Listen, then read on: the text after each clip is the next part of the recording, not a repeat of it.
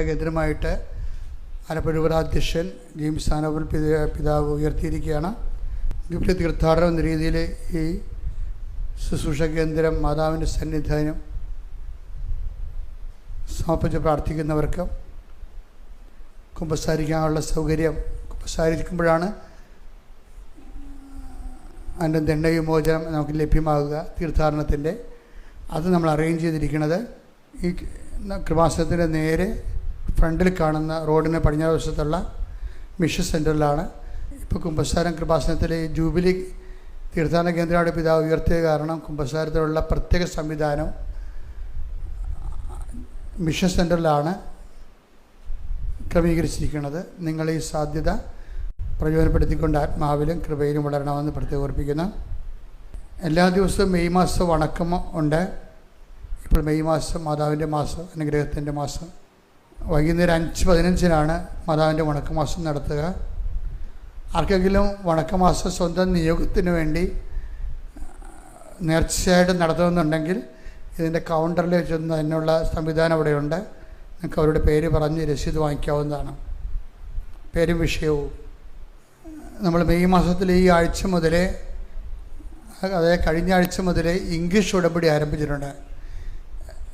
എല്ലാവരും വന്നിവിടെ കംപ്ലയിൻറ്റ് ചെയ്യുമായിരുന്നു, ഞങ്ങൾക്ക് മലയാളം അറിയത്തില്ല, ഇംഗ്ലീഷേ അറിയത്തുള്ളൂ എന്ന് പറയും പൊതുഭാഷയായിട്ട്. അപ്പം അതുകൊണ്ട് ഈ പ്രാവശ്യം മുതലൂടെ ഇംഗ്ലീഷ് ഉടമ്പടി ആരംഭിച്ചിട്ടുണ്ട്. ഇംഗ്ലീഷ് ക്ലാസ്സുകളും ഇംഗ്ലീഷ് പവർ പോയിൻറ്റുമായിട്ട് ഇംഗ്ലീഷ് ഉടമ്പടി എല്ലാ ദിവസവും 2 ഘട്ടമായിട്ടുള്ളത്. രാവിലെ 10:30 ഉച്ച കഴിഞ്ഞ് 1:30 ഇംഗ്ലീഷ് ഉടമ്പടി ഉള്ളത്. അടുത്ത ആഴ്ചയിൽ ഹിന്ദി ഉടമ്പടി ആരംഭിക്കുക. ഹിന്ദി തന്നെ പ്രധാനപ്പെട്ട വിഷയം, ക്ലാസ് വിഷയവും അതിൻ്റെ ഉടമ്പടി വിഷയവും പവർ പോയിൻറ്റും എല്ലാം ഹിന്ദി ഭാഷ മാത്രമാണ്. കൃപാസനത്തിൽ സന്യസ്ത സമർപ്പണ ജീവിതം നയിക്കാൻ ആഗ്രഹിക്കുന്നവരെ അപ്പാരിഷൻ missionaries@gmail.com അതിൻ്റെ വാട്സപ്പ് നമ്പർ 82 81 29 75 10 നമ്പറിൽ കോൺടാക്റ്റ് ചെയ്യേണ്ടതാണ്. കൃപാസനത്തിൽ ശുശ്രൂഷ ചെയ്യാൻ ആഗ്രഹിക്കുന്ന സിസ്റ്റേഴ്സ് മറ്റു ലോകത്തിലെ വ്യത്യസ്തമായ വിവിധ കോൺവെൻറ്റുകളിൽ നിന്ന് ഇവിടെ വന്ന് ശുശ്രൂഷ 1 കൊല്ലം 2 കൊല്ലം 3 കൊല്ലമൊക്കെ ശുശ്രൂഷ ചെയ്യുന്ന സിസ്റ്റർമാരുണ്ട്, കന്യാസ്ത്രീമാർ. അവർക്ക് 2 പേരിപ്പോൾ ഉണ്ടായത് പോയിട്ടാണ്. ബാക്കി 2 മുറികൾ ഒഴിവാണ്. തീർച്ചയായിട്ടും 2 പേർക്ക് ഇതിനുള്ള അഡ്മിഷൻ കിട്ടുന്നതായിരിക്കും. കൃപാസനത്തിൻ്റെ വെഞ്ചരിച്ച നിറച്ച വസ്തുക്കൾ കൃപാസനത്തിൻ്റെ ഉള്ളിൽ, മതക്കെട്ടിൻ്റെ ഉള്ളിൽ നമ്മുടെ കെട്ടിടത്തിൽ മാത്രമേ ലഭിക്കത്തുള്ളൂ. അതായത് വെഞ്ചരിച്ചതെന്നും പറഞ്ഞുകൊണ്ട് റോഡിലൊക്കെ കൊണ്ടുവന്ന് ആൾക്കാർ വിൽക്കുന്നുണ്ട്. അത് സത്യവിരുദ്ധമാണ്. പിന്നെ ആ വിഷയത്തിൽ ഞാൻ ഇടപെടുന്നില്ല, നമുക്ക് പറയേണ്ടപ്പെടാൻ ആവശ്യമില്ല. അത് ഓരോരുത്തർ ചെയ്യുന്ന. പക്ഷേ എന്തായാലും സത്യം നിങ്ങൾ അറിയാൻ വേണ്ടി ഞാൻ പറയാൻ ഉള്ള ബാധ്യതയുള്ളതുകൊണ്ട് പറയുകയാണ്. വെഞ്ചരിച്ച നിറച്ച വസ്തുക്കൾ കൃപാസനത്തിൽ അകത്ത് മാത്രമേ കിട്ടത്തുള്ളൂ.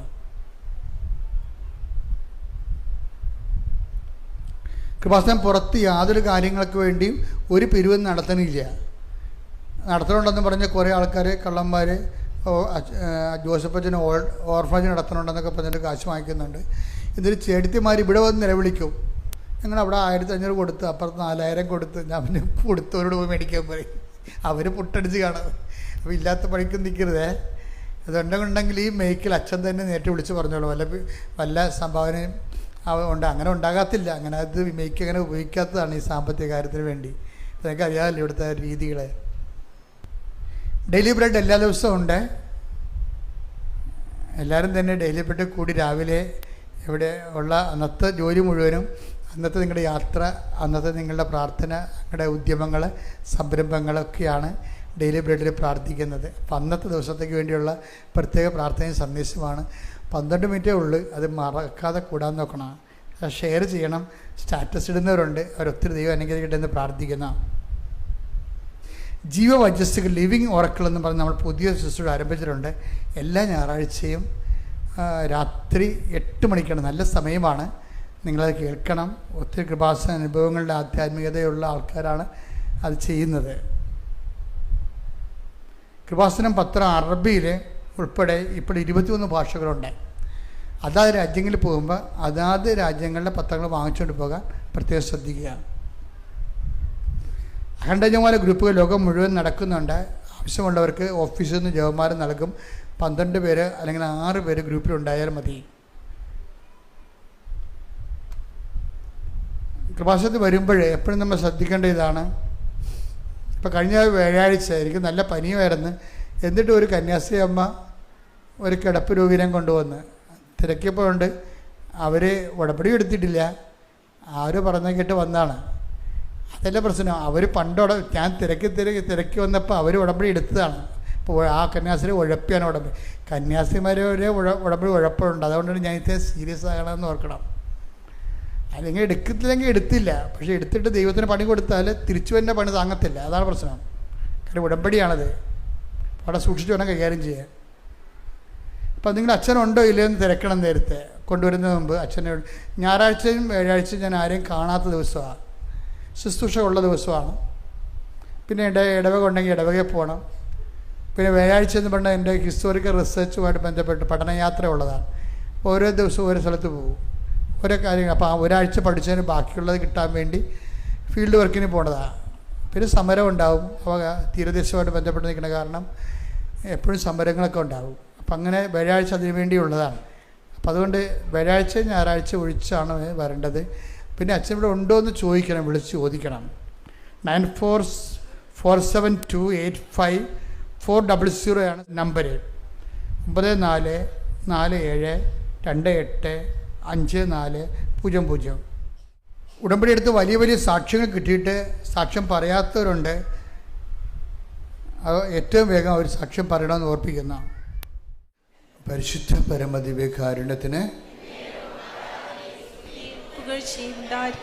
പരിശുദ്ധ പരമദിവ്യകാരുണ്യത്തിന് നേരവും ആരാധനയും സ്തുതിയും പുകഴ്ചയും ഉണ്ടായിരിക്കട്ടെ. പരിശുദ്ധ പരമദിവ്യകാരുണ്യത്തിന് നേരവും ആരാധനയും സ്തുതിയും പുകഴ്ചയും ഉണ്ടായിരിക്കട്ടെ. എൻ്റെ പ്രിയപ്പെട്ടവരെ, നമ്മൾ ഉടമ്പടി ധ്യാനത്തിലൂടെ നമ്മൾ പൊതുവെ ഉദ്ദേശിക്കുന്നത്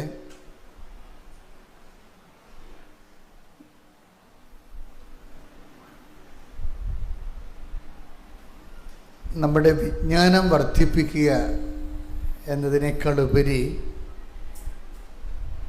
ഇതിൻ്റെ മെക്കാനിസം പഠിക്കുക എന്നുള്ളതാണ്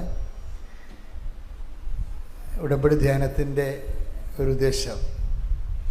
അറിവ് വർദ്ധിപ്പിക്കുക. ഇപ്പോൾ സ്കൂളിലൊക്കെ നമ്മൾ പഠിക്കുമ്പോൾ സ്കൂളിലെ സിലബസിനെ കുറിച്ച് പൊതുവെയുള്ള അഭിപ്രായ വ്യത്യാസം എന്ന് പറയുന്നത് സ്കൂളിലെ സിലബസുകളെല്ലാം തിയറട്ടിക്കൽ ലെവലിലാണ്. അത് ആപ്ലിക്കേഷൻസ് ഇല്ല അതിൻ്റകത്ത്. വർക്ക് ഓറിയൻറ്റഡ് അല്ല എന്നുള്ളതാണ്. അത് പ്രാക്ടിക്കാലിറ്റി ഇല്ലാത്തതാണ്. അപ്പോൾ അറിവിന് വേണ്ടി മാത്രം പഠിക്കുന്ന തിയറട്ടിക്കൽ ലെവലാണ് സ്കൂളിലെ വിദ്യാഭ്യാസം എന്ന ഒരു കംപ്ലൈൻ്റ് ഉണ്ട് പൊതുവേ. സാധാരണ ഭജന പ്രഘോഷങ്ങളുടെയൊക്കെ ഉദ്ദേശം പലപ്പോഴും ഈ മനുഷ്യന് അറിവ്, ദൈവത്തെക്കുറിച്ചുള്ള അറിവ് വർദ്ധിക്കുക, ആധ്യാത്മിക ജീവിതം പ്രഫുല്ലമാക്കുന്നതിന് വേണ്ടിയുള്ള അനുധാരികളെ ക്രമീകരിച്ച് തരിക എന്ന് തന്നെയാണ്. അതിൻ്റെ സ്വാഭാവികമായിട്ടുള്ള ഉദ്ദേശം എന്ന് പറയുന്നത് അറിവ് നമുക്ക് അനുഭവം തരണം. അറിവിൻ്റെ ഉദ്ദേശം എന്താ? ഡയറക്റ്റ് അറിവ് ബന്ധപ്പെട്ടിരിക്കുന്നത് ഇപ്പോൾ അനുഭവം ഉണ്ടായാലും ഇല്ലെങ്കിലും കുഴപ്പമൊന്നുമില്ല, അറിവ് കിട്ടിയാൽ മതി എന്നുള്ള ഒരു ഐഡിയ ശരിക്കും പറഞ്ഞാൽ ഒരു മതവിദ്യാഭ്യാസത്തിൻ്റെ ഐഡിയ അല്ലത്. മതവിദ്യാഭ്യാസത്തിൽ എപ്പോഴും അറിവിന് അനുഭവം ഉണ്ടാകണം. അനുഭവം നമുക്ക് എന്താ തരണത്? വ്യക്തികൾക്ക് അനുഭവം ബോധ്യം നൽകും, അല്ലേ? ഈ ബോധ്യം നമ്മൾക്ക് എന്താ തരണത്?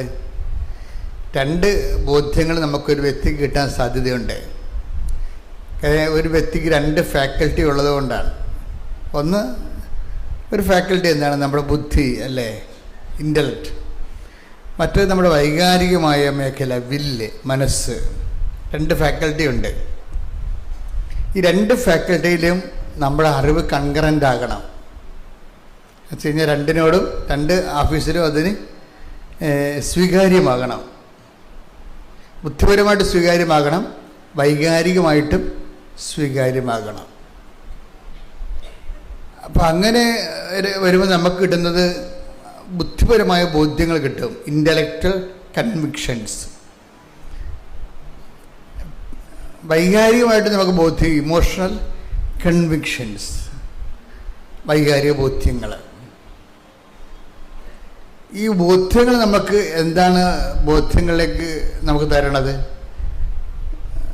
സാക്ഷ്യങ്ങളാണ്. ഈ സാക്ഷ്യം ഉണ്ടാണെങ്കിൽ ഇങ്ങനെ ready to eat instant breakfast എന്ന് പറഞ്ഞ പോലെ ഒരു റെഡിമെയ്ഡ് ഫുഡല്ലത്. സാക്ഷ്യം ഒരു പ്രോസസ്സിൻ്റെ ഭാഗമായിട്ട് വരണതാണ്. ആദ്യം എന്താ കിട്ടുന്നത്? ആദ്യം അറിവ് കിട്ടും.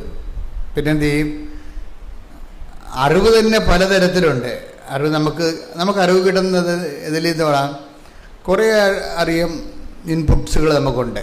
ഒന്ന് ചെവി അല്ലേ, കേൾവിയിലൂടെ നമുക്ക് അറിവ് കിട്ടും. പിന്നെ എന്താണ്? നമുക്ക് കണ്ണ് കാണാൻ പറ്റും അല്ലേ, ഓഡിയോ, വീഡിയോ അല്ലേ, വീഡിയോ കണ്ണ് കാണാൻ പറ്റും, കണ്ണിലൂടെ നമുക്ക് അറിവ് കിട്ടും. പിന്നെ എന്താ കിട്ടുന്നത്?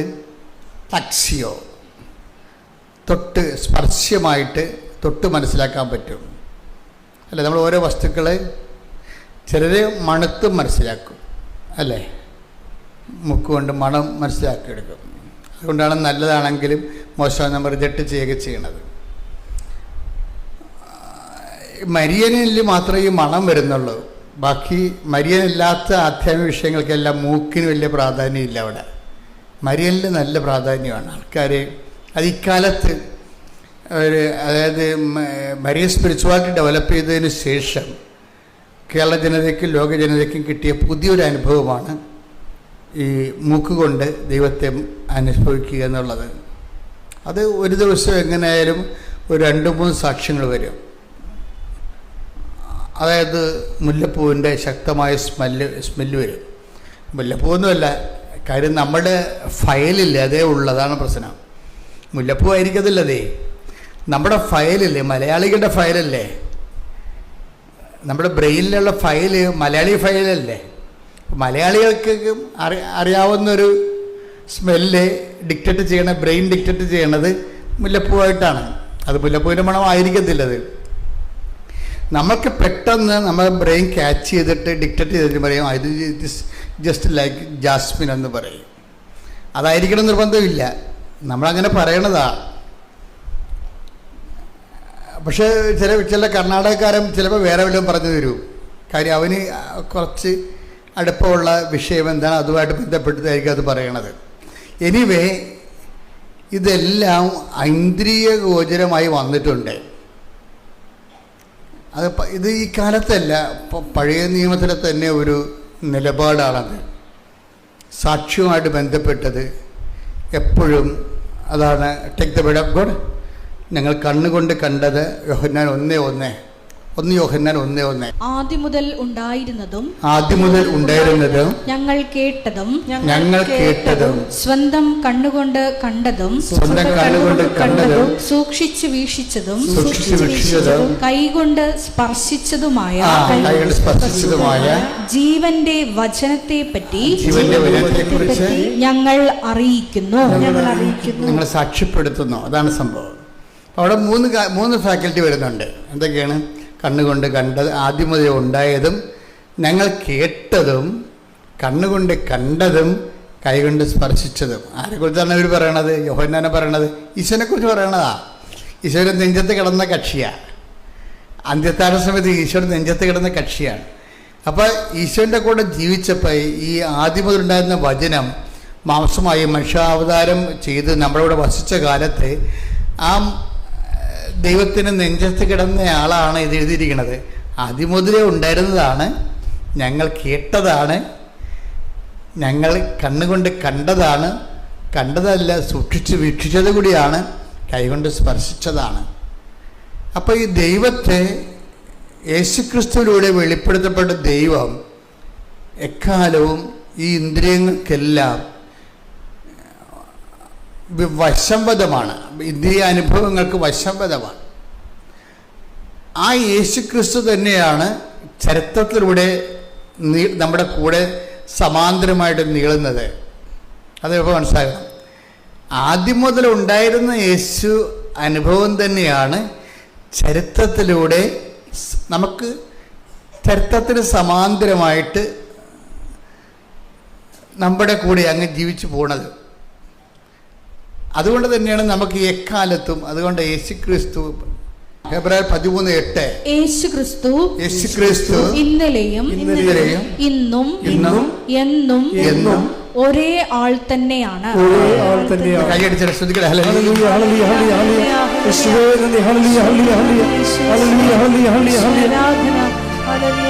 അപ്പൊ അതായത് ഭൂതകാലത്തിൽ നിന്ന് വർത്തമാനകാലത്തിൽ നിന്ന് കാര്യത്തിലൂടെ അങ്ങ് ഭാവിയിലേക്ക് ഇങ്ങനെ നീണ്ടുപോവുകയാണ്.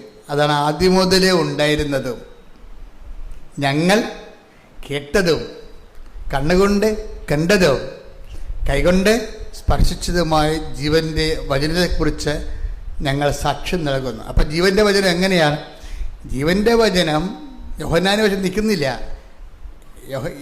ജീവൻ്റെ വചനം യേശുക്രിസ്തു ഇന്നലെയും, പറഞ്ഞേ, യേശുക്രിസ്തു ഇന്നലെയും ഇന്നും അടുത്ത വചനം എന്താണ്?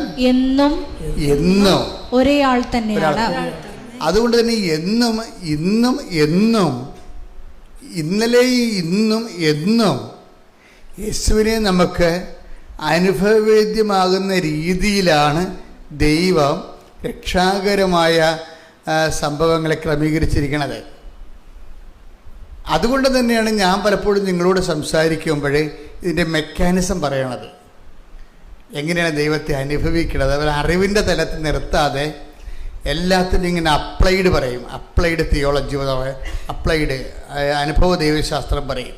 എന്താണ് എക്സ്പീരിയൻഷ്യൽ തിയോളജി പറയും. എന്താണ്, എങ്ങനെയാണ്, എന്ത് ചെയ്താൽ ഈ ദൈവത്തെ നമുക്ക് അനുഭവിക്കാൻ പറ്റും? ആദ്യം മുതൽ ഉണ്ടായിരുന്നതും ഇന്ന് ഉള്ളതും നാളെ ഉണ്ടാകുന്നതുമായ ഈ ദൈവാനുഭവത്തെ എങ്ങനെ നമുക്ക് അവകാശമാക്കാൻ പറ്റും? അതിൻ്റെ റോൾ ഓഫ് ദി കവനൻറ്റ്, അതിന് ആ ഒരു ലക്ഷ്യത്തിന് വേണ്ടിയുള്ള ഉടമ്പടിയുടെ റോൾ എന്താണ്? അതാണ് ഞാൻ പലപ്പോഴും നിങ്ങളോട് സംസാരിക്കുന്നത്.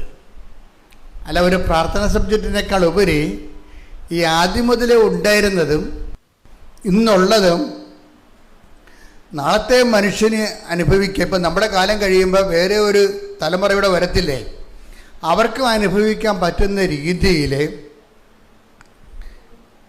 ഓരോ വ്യക്തികളും കൈവരിക്കേണ്ട ചില അനുഭവ തലങ്ങളുണ്ട്. എങ്ങനെ യേശുവിനെ അനുഭവിക്കാൻ പറ്റും? അതാണ് പലപ്പോഴും റോൾ ഓഫ് ദി കവനൻ്റായിട്ട് വരണത്. കവനൻ്റിൻ്റെ ഉദ്ദേശം എന്താണ്? ഇപ്പോൾ ഞാനെപ്പോഴും നിങ്ങൾ പറയും, ഉടമ്പടി ഒരു ചൊല്ലുന്ന പ്രാർത്ഥനയല്ല, പിന്നെ എന്താ പറയുക, ചെയ്യുന്ന പ്രവൃത്തിയാണ്. അതാണ് എപ്പോഴും അതിന് പ്രഖ്യാപിതമായ ഒരു പഠനമാണത്. ചെല്ലുന്ന പ്രാർത്ഥനയല്ല, ചെയ്യുന്ന പ്രവൃത്തിയാണ്. ഇപ്പോൾ ഉടമ്പടിയിലേക്ക് വരുമ്പോൾ അതുകൊണ്ടാണ് കഴിഞ്ഞ ദിവസങ്ങളിലെ ഇവിടെ ഒരു സാക്ഷി ഉണ്ടായിരുന്നു. ഞാനിവിടെ ഇവിടെ ആൾക്കാരെ കേട്ടുനിന്ന സാക്ഷി ഇതാണ്. അതായത് ഒരു പയ്യൻസ് പറയുകയാണ്, ഞങ്ങളുടെ വീട്ടിൽ സ്വർഗസ്ഥ പിതാവ് ഒഴിച്ച് ബാക്കി എല്ലാ പ്രാർത്ഥനയും പപ്പ ബാൻ ചെയ്തിരിക്കണമെന്ന്. അതെനിക്ക് ഭയങ്കര ഇഷ്ടപ്പെട്ടു. എന്താ വെച്ചാൽ പപ്പ പറയണതെന്ന് വെച്ചാൽ ഇവിടെ ഈ വീട്ടിൽ സ്വർഗസ്ഥനായ പിതാവ് മാത്രം ചെല്ലിയാൽ മതിയെന്ന്. അപ്പം ഞാനോർത്ത്, പിന്നെ എന്തിനാണ് ഇവന് ഉടമ്പടി വന്നത്? ഉടമ്പടി വരുമ്പോൾ സ്വർഗസ്ഥനായ പിതാവ് മാത്രമല്ലല്ലോ, വേറെ എന്തെല്ലാം കാര്യങ്ങളാണ് ഉള്ളത്. അപ്പോൾ നമുക്ക് മനസ്സിലാകും, ആ വീട്ടിൽ അവന് 10-27 വയസ്സുണ്ട്. ഇന്ന് വരെ ആ വീട്ടിൽ സ്വർഗസ്ഥനായ പിതാവ് മാത്രമേ ചെല്ലിച്ചിട്ടുള്ളത് എന്ന് പപ്പ പറഞ്ഞു കൊടുക്കണത്. ഇതാണ് യഥാർത്ഥത്തിൽ ഈശോ പഠിപ്പിച്ച പ്രാർത്ഥന. വേറെ ഒരു പ്രാർത്ഥനയല്ല. അതാണ് പപ്പയുടെ സ്റ്റാൻഡേർഡാണ്. അത് ശരിയാണല്ലോ, പപ്പ എന്താ പറഞ്ഞിരിക്കണത്? ഇതാണ് യഥാർത്ഥ പ്രാർത്ഥന, ഇതാണ് ഈശോ പഠിപ്പിച്ചത്. ഇതല്ലാത്ത വേറെ ഒരു പ്രാർത്ഥനയല്ല എന്നാണ്. പക്ഷെ എൻ്റെ പ്രശ്നം വെച്ച് കഴിഞ്ഞാൽ പിന്നെ എന്തിനാ പുള്ളിക്കാരൻ ഉടമ്പടി എടുത്തത്? ഈ പ്രാർത്ഥന മാത്രം പ്രാർത്ഥിച്ചിട്ട് പുള്ളിക്കാരൻ്റെ ജീവിതത്തിലെ പല പ്രശ്നങ്ങൾക്കും ദൈവത്തെ ഇടപെടുത്താൻ പറ്റണില്ല. കാര്യം പ്രാർത്ഥന നല്ലതാണെങ്കിലും, നമുക്കറിയാമല്ലേ, പ്രാർത്ഥന നല്ലതാണെങ്കിലും ഉപയോഗിക്കുന്ന ആൾ നല്ലതായിരിക്കണം. ഇവിടെ ഒരു പ്രശ്നമുണ്ട്. പ്രാർത്ഥനയ്ക്ക് വരുന്നൊരു പ്രശ്നം, പ്രാർത്ഥനയുടെ ഗ്രാമർ ശരിയായ മാത്രം പോരാ. പ്രാർത്ഥനയ്ക്ക് വരുന്ന ഒരു പ്രോബ്ലം വരാൻ എന്താണെന്നറിയോ? എന്താണ്? പ്രാർത്ഥനയുടെ ഗ്രാമർ ശരിയായിരിക്കും, പ്രാർത്ഥനയുടെ ദൈവശാസ്ത്രം ശരിയായിരിക്കും. കാര്യം ഈശോ തന്നെ പഠിപ്പിച്ച പ്രാർത്ഥനയാണല്ലേ. അപ്പോൾ ദൈവശാസ്ത്രത്തിൽ തെറ്റുണ്ടാകത്തില്ല. പക്ഷെ ഇത് ആക്ടിവേറ്റ് ചെയ്യണത് ആരാണ്? നമ്മളാണ്. നമ്മുടെ പട്ടാളക്കാർക്ക് ഈ യുദ്ധകാല അവസ്ഥ, യുദ്ധകാല അടിയന്തരാവസ്ഥയിൽ ഇതൊന്നും പഠിക്കാനുള്ള സമയം ഉണ്ടാകത്തില്ല. അപ്പോഴവരെ തന്നെ ഇവിടെ കൊണ്ടുവന്നിട്ടാണ് നമ്മളിത് ഓപ്പറേറ്റ് ചെയ്യിക്കുന്നത്. എല്ലാ രാജ്യങ്ങളും അങ്ങനെ ചെയ്യണത്. നമുക്ക് പിന്നെ അത്രയും പ്രശ്നമില്ല, നമുക്കൊരു 5% സപ്പോർട്ട് കിട്ടിയാൽ മതി. എന്താ പ്രശ്നം എന്ന് വെച്ച് കഴിഞ്ഞാൽ, ഇതുപോലെ ആ കൊണ്ടുവരുന്ന സംഭവങ്ങൾ നല്ലതാണെങ്കിലും ഉപയോഗിക്കാൻ അറിയാമോ, അല്ലെങ്കിൽ ഉപയോഗിക്കുന്ന ആൾ പൊട്ടയാണെങ്കിൽ ഉപയോഗിക്കാൻ പറ്റത്തില്ല. സ്വർഗ്ഗസ്ഥനായ പിതാവിന് പറ്റണ ഒരു അബദ്ധം അതാണ്. സ്വർഗ്ഗസ്ഥനായ പിതാവിൻ്റെ പ്രാർത്ഥന തിയോളജിക്കലായിട്ട് കറക്റ്റാണ്, പക്ഷെ നമുക്കതിൻ്റെ മെക്കാനിസം അറിയത്തില്ല. അത് സ്വർഗ്ഗസ്ഥനായ പിതാവിൻ്റെ പ്രാർത്ഥന ഈശോ പഠിപ്പിച്ച പ്രാർത്ഥനയല്ലേ. അപ്പോൾ ഇനി അതിനേക്കാൾ വല്ലാമുള്ള പ്രാർത്ഥന ഇല്ല. പക്ഷേ ഇത് ഉപയോഗിക്കണത് ആരാ? നമ്മളാണിത് ഉപയോഗിക്കുന്നത്. അതാണ് വിഷയം പറയണത്. നമ്മൾക്കിത് ഉപയോഗിക്കാനുള്ള ആംബിയർ ഉണ്ടോ? അതാണ് പ്രശ്നം. ഈശോ പഠിപ്പിച്ച പ്രാർത്ഥന ഈശോയ്ക്ക് ഉപയോഗിക്കാനുള്ള ആംബിയർ ഉണ്ടായിരുന്നു. അതുകൊണ്ടാണ് പെട്ടേ എന്നതിന് ഉത്തരം കിട്ടുന്നത്. അത് നമ്മളെപ്പോഴും ശ്രദ്ധിക്കണം. ഈശോ പഠിപ്പിച്ച പ്രാർത്ഥന ഈശോയ്ക്ക് പ്രയോഗിക്കാനുള്ള ആംബിയർ ഉണ്ടായിരുന്നു. അതുകൊണ്ട് ഈശോയ്ക്ക് എന്താ പറ്റി? പെട്ടെന്ന് ഉത്തരം കിട്ടി. നമ്മൾക്ക് പെട്ടെന്ന് ഉത്തരം കിട്ടത്തില്ല. ചിലർക്ക്, എല്ലാവർക്കും അല്ല, ചിലർക്ക് ഉത്തരം കിട്ടാൻ താമസിക്കും. എന്താണ്? സ്വർഗ്ഗസ്ഥനായ പിതാവിൻ്റെ പ്രാർത്ഥന പ്രാർത്ഥിക്കണമെങ്കിൽ അതിന് തക്കതായിട്ടുള്ള ഒരു ആധ്യാത്മികമായ ഈടുവെപ്പ് ആ വ്യക്തിക്ക് ഉണ്ടാകണം. അത് നിസ്സാരമല്ല. ഇപ്പോൾ ഉദാഹരണത്തിന് മത്തായി സുവിശേഷം 6:9 എടുത്ത്, നിങ്ങൾ ഇപ്രകാരം പ്രാർത്ഥിക്കുവിൻ. നിങ്ങൾ ഇപ്രകാരം പ്രാർത്ഥിക്കുവിൻ. സ്വർഗ്ഗസ്ഥനായ ഞങ്ങളുടെ പിതാവേ, സ്വർഗ്ഗസ്ഥനായ ഞങ്ങളുടെ പിതാവേ, അങ്ങയുടെ നാമം പൂജിതമാകണമേ. അങ്ങയുടെ നാമം പൂജിതമാകണമേ. അങ്ങയുടെ രാജ്യം വരേണമേ. അങ്ങയുടെ ഹിതം സ്വർഗ്ഗത്തിലെ പോലെ ഭൂമിയിലുമാകണമേ. ഇതെല്ലാം ഒന്നാണ്. അതാണ് വിഷയം. സ്വർഗ്ഗസ്ഥനായ ഞങ്ങളുടെ പിതാവേ, അങ്ങയുടെ നാമം, അങ്ങയുടെ രാജ്യം വരണമേ, അങ്ങയുടെ തിരുമനസ്സ്, ഇതെല്ലാം ഒന്നാ. ദൈവത്തിൻ്റെ തിരുമനസ്സ് നിറവേറുമ്പോഴാണ് ദൈവത്തിൻ്റെ നാമം മഹത്വപ്പെടുന്നത്. നമ്മുടെ പ്രവർത്തനങ്ങൾ വഴിയാണ് ദൈവനാമം മഹത്വപ്പെടുന്നത്. ദൈവനാമത്തിന് അതിൽ തന്നെ മഹത്വമുണ്ട്. നമ്മൾ കൊടുക്കുമ്പോൾ ഉപരി മഹത്വമാണ്. അതുകൊണ്ടാണ് വിശുദ്ധ ഫ്രാൻസിസ് സേവറെ, ഇഗ്നീഷ്യസ് ലയോള ഒക്കെ കത്തെഴുതുമ്പോൾ for the greater glory of Jesus Christ എന്ന് എഴുതും. കത്തെഴുതുമ്പോൾ തന്നെ അത് ദൈവത്തിൽ തന്നെ മഹത്വമുണ്ട്.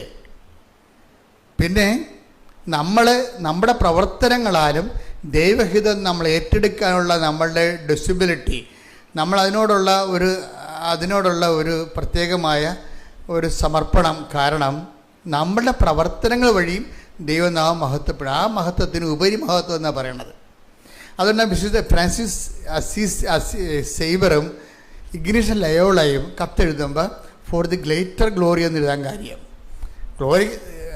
നമുക്ക് ചെയ്യാനുള്ള കാര്യങ്ങളെല്ലാം ഗ്രേറ്റർ ഗ്ലോറിയിലേക്കാണ് പോകുന്നത്. സ്വതവേ മഹത്വമുള്ള ദൈവത്തിൻ്റെ വാക്കുകൾ നമ്മൾ ഏറ്റെടുത്തിട്ട് ദൈവത്തിൻ്റെ മഹത്വം ഉണ്ടാകും. അത് തന്നെയാണ് ആ 3 വശവും കിടക്കുന്നത്. പക്ഷെ ആ പ്രാർത്ഥന ഈശോ പ്രാർത്ഥിച്ചപ്പോൾ പെട്ടെന്ന് മിന്നൽ പിണർ പോലെ തന്നെ അതിന് മറുപടി ഉണ്ടായി. കാര്യം അത്രയും പെർഫെക്റ്റാണ് ആ പ്രാർത്ഥന. നമ്മൾ പ്രാർത്ഥിച്ചാൽ അത്രയും പെട്ടെന്ന് സ്പീഡപ്പ് ആകണമെന്ന് നിർബന്ധമില്ല. ഇപ്പോൾ പറഞ്ഞ മനസ്സിലായില്ലേ? ഈശോ പ്രാർത്ഥിച്ച ആ പ്രാർത്ഥന തന്നെ സ്വർഗ്ഗസ്ഥനായ പിതാവ് തന്നെ ഈശോ പ്രാർത്ഥിച്ച സമയമുണ്ട്. യോഹന്നാന്റെ സുവിശേഷം 12:28, പിതാവേ അങ്ങയുടെ നാമത്തെ മഹത്വപ്പെടുത്തണമേ. സ്വർഗ്ഗസ്ഥനായ പിതാവേ, അങ്ങയുടെ നാമം അതാണ് ഈ പറയണത്. മനസ്സിലായില്ലേ? ഈശോയുടെ ജീവിതത്തിൽ ഒരു പ്രശ്നം ഉണ്ടായപ്പോഴും ഈശോ ശിഷ്യന്മാരെ താൻ പഠിപ്പിച്ച പ്രാർത്ഥന തന്നെയാണ് ഈശോ സ്വന്തമായിട്ട് പ്രാർത്ഥിച്ചിരിക്കണത്. പിടിയിട്ടില്ലേ? ആ പ്രാർത്ഥന കറക്റ്റാണ്, പെർഫെക്റ്റാണത്. എന്താണ് 12:28? അത് 6:9 മത്തായി 6:9 സ്വർഗസ്ഥനായ ഞങ്ങളുടെ പിതാവേ, അങ്ങയുടെ നാം പൂജിതമാകണമേ, അങ്ങയുടെ രാജ്യം വരണമേ എന്ന് പറയുന്ന ആ പ്രാർത്ഥന തന്നെയാണ് 12:28 പ്രാർത്ഥിക്കുന്നത്. ഈശോയ്ക്കൊരു ജീവിത പ്രശ്നം ഉണ്ടായപ്പോൾ ഈശോ അത് ആക്ടിവേറ്റ് ചെയ്യണ ഈ പ്രാർത്ഥനയാണ്. എന്താന്ന് പറഞ്ഞ് 12:28 പിതാവേ അങ്ങയുടെ നാമത്തെ മഹത്വപ്പെടുത്തണമേ, അങ്ങയുടെ നാമത്തെ മഹത്വപ്പെടുത്തണമേ. അപ്പോൾ സ്വർഗത്തിൽ നിന്ന് പെട്ടെന്നാണ് പരിപാടി. വയ്ക്കേ, ഇത് പെട്ടെന്നാണ് കാര്യം. എന്താ? പ്രാർത്ഥനയുടെ സ്വഭാവം തന്നെ പെട്ടെന്ന് അനുസരിച്ച് ചെയ്യുന്ന രീതിയിലാണ് ആ പ്രാർത്ഥനയുടെ ഡിസൈൻ ചെയ്ത്. തിയോളജിക്കലി പെർഫെക്റ്റ് ആണത്, ബിബ്ലിക്കൽ തിയോളജിക്ക് പെർഫെക്റ്റ് ആണത്, സ്പിരിച്വൽ തിയോളജി പെർഫെക്റ്റ് പ്രാർത്ഥനയാണ്. അതുകൊണ്ടാണ് ടക്ക് എന്നാണ് ഉത്തരം കിട്ടുന്നത്. എന്താ പറയണത്? സ്വർഗത്തിൽ നിന്ന് ഒരു സ്വരമുണ്ടായി, ഞാൻ മഹത്വപ്പെടുത്തിയിരിക്കുന്നു, ഇനിയും മഹത്വപ്പെടുത്തും. അപ്പോഴേ ഈ പ്രാർത്ഥന പെർഫെക്റ്റ് ആണ്. പക്ഷെ അതിന് ടൈം ഷോർട്ടനിങ് വന്നിരിക്കുന്നത് എന്താണ്? പ്രാർത്ഥിച്ച ആൾ പെർഫെക്റ്റ് ആയതുകൊണ്ടാണ്. മനസ്സിലായി? പ്രാർത്ഥിച്ച ആൾ ഓക്കെ ആയതുകൊണ്ടാണ്. നമ്മൾ ആ പ്രാർത്ഥന പ്രാർത്ഥിക്കുമ്പോൾ കാര്യം ആ പ്രാർത്ഥനയും നമ്മളും തമ്മിൽ വലിയ ബന്ധമില്ല. അതാണൊരു പ്രശ്നം വരണത്. ഒരു ആധ്യാത്മിക ജീവിതം എന്ന് പറയണത് സ്വർഗസ്ഥനായ പിതാവേ എന്നുള്ള പ്രാർത്ഥന ചൊല്ലാനുള്ള യോഗ്യത നേടിയെടുക്കുന്നതാണ്. You got the point. ഒരു ആധ്യാത്മിക ജീവിതം എന്ന് പറഞ്ഞാൽ എന്താണ്? സ്വർഗസ്ഥനായ പിതാവേ എന്നുള്ള പ്രാർത്ഥന ചൊല്ലുവാനുള്ള യോഗ്യത നേടുന്നതാണ്, അതിനുള്ള പരിശ്രമമാണ് ആധ്യാത്മിക ജീവിതം. അപ്പോഴേ നമ്മളിങ്ങനെ ഓരോ ദിവസം ചൊല്ലും തോറും നമ്മൾ ദൈവത്തോട് പ്രാർത്ഥിക്കണത് എന്താണ്? കർത്താവേ, വെടിപ്പായിട്ട് പെട്ടെന്ന് ഇടിവെട്ട് പോലെ സ്വർഗസ്ഥനായ പിതാവിൻ്റെ പ്രാർത്ഥന ചൊല്ലിയാൽ ദൈവത്തെ വെളിപ്പുറത്ത് നിർത്താൻ പറ്റുന്ന രീതിയിൽ എൻ്റെ ജീവിതത്തെ പുനഃക്രമീകരിക്കണമേ. അപ്പം ജീവിതം ഈ കാര്യത്തിൽ ഈശോയുടെ ഗുണമെന്ന് പറയണത് നന്മ വന്നാലും തിന്മ വന്നാലും ഈശോ നന്മയായിട്ട് മാത്രമേ കണക്കാക്കത്തുള്ളൂ. അതാണ് ഈശോയുടെ ഒരു സമീപനം.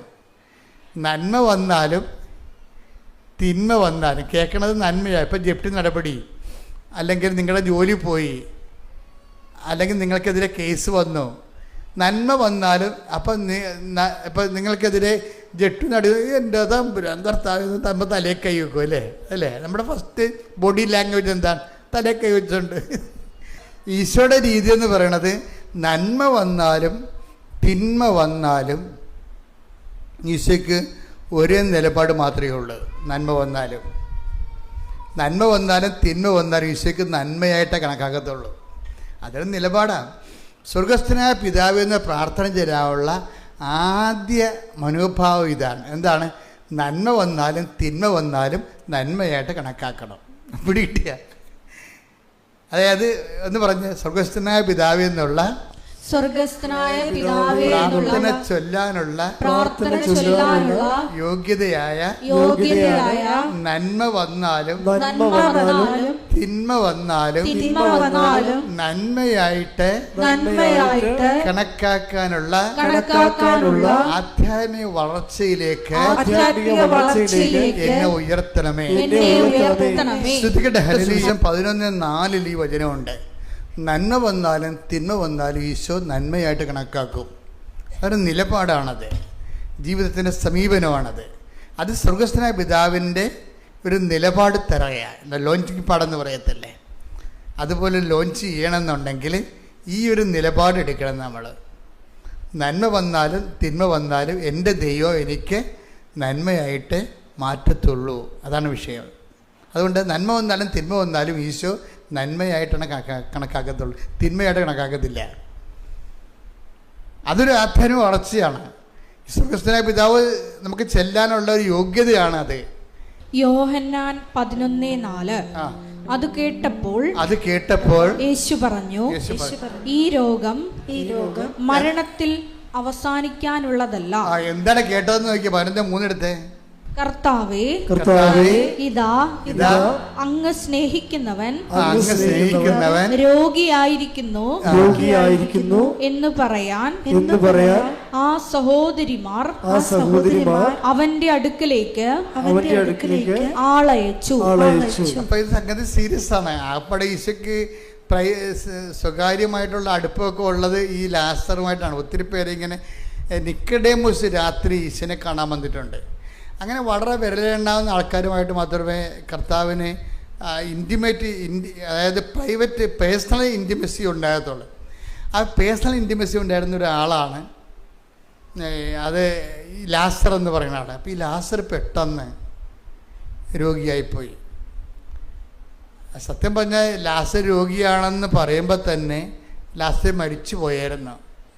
പക്ഷേ പറഞ്ഞ ആളിനെ അറിയത്തില്ല ആൾ മരിച്ചു പോയെന്ന്. അവർക്ക് ഇന്നലെ അയാൾ വീട്ടിൽ നിന്ന് ഇറങ്ങിയപ്പോൾ കിട്ടിയ ന്യൂസാണ് രോഗിയാണെന്നുള്ളത്. പക്ഷേ ഒരു 24 മണിക്കൂർ കഴിഞ്ഞില്ലേ, അതിനുള്ള ആൾ മരിച്ചു. അപ്പം കർത്താവിനറിയാം, കേട്ടപ്പോൾ തന്നെ മനസ്സിലായി ആൾ മരിച്ചു എന്ന്. പക്ഷേ ആ തിന്മയുള്ള സംഭവം, മരണം അല്ലെ രോഗം എന്ന് പറഞ്ഞാൽ തിന്മയുള്ള ന്യൂസ് കേൾക്കുമ്പോഴേ കർത്താവിൻ്റെ ഫസ്റ്റ് റെസ്പോണ്ട് എന്താ നോക്കിയേ? ഈ രോഗം മരണത്തിൽ അവസാനിക്കാനുള്ളതല്ല. പ്രത്യുത ദൈവത്തിന്റെ മഹത്വത്തിനും അതുവഴി ദൈവപുത്രൻ മഹത്വം പ്രാപിക്കുന്നതിനും വേണ്ടിയുള്ളതാണ്. അപ്പൊ എപ്പോഴും നമ്മൾ ശ്രദ്ധിക്കേണ്ടതെന്ന് വെച്ച് കഴിഞ്ഞാല് ഒരു വിഷയത്തിൽ 2 മഹത്വം, ഒരു വെടിക്ക് 2 പക്ഷം എന്ന രീതിയിലാണ് സംഭവിക്കുന്നത്. എന്താണ് ഈ ഈശോ എപ്പോഴും മഹത്വം പറയുമ്പോൾ ഈശോ പറയണത് ആദ്യം പിതാവിൻ്റെ മഹത്വമാണ് പകർന്ന് ആ പിതാവിൻ്റെ വക്ഷസ്സിലെ ഏകജാതനെ പകർന്ന് കിട്ടുന്ന പിതാവിൻ്റെ മഹത്വമാണ്. അപ്പം അതുകൊണ്ട് തന്നെ ഈ മഹത്വം എന്ന് വെച്ചാൽ ഇപ്പം ലാസർ പെട്ടെന്ന് പരിശുദ്ധാത്മാവും ഇവർ ഈ പിതാവും പുത്രനും പരിശുദ്ധാത്മാവും ഒന്ന് തന്നെയാണല്ലോ, സത്തയിൽ ഏകമാണ്. അതുകൊണ്ട് തന്നെ ഇൻ്റർ കണക്റ്റഡ് ആയത് കാരണം ആ പരിശുദ്ധാത്മാവ് പിതാവ് പുത്രനോട് അപ്പം തന്നെ കൊടുക്കും, ഇയാളെ എഴുന്നേൽപ്പിക്കാൻ നിനക്ക് കഴിയും. അങ്ങനെ പിതാവ് മഹത്വപ്പെടും. അങ്ങനെ പിതാവ് മഹത്വപ്പെടുന്നതിലൂടെ നീ മഹത്വപ്പെടും. നീ മഹത്വപ്പെടുന്നതിലൂടെ ജനങ്ങളെ നീ പുനരുത്ഥാനവും ജീവനുമാണെന്ന് വിശ്വസിക്കും.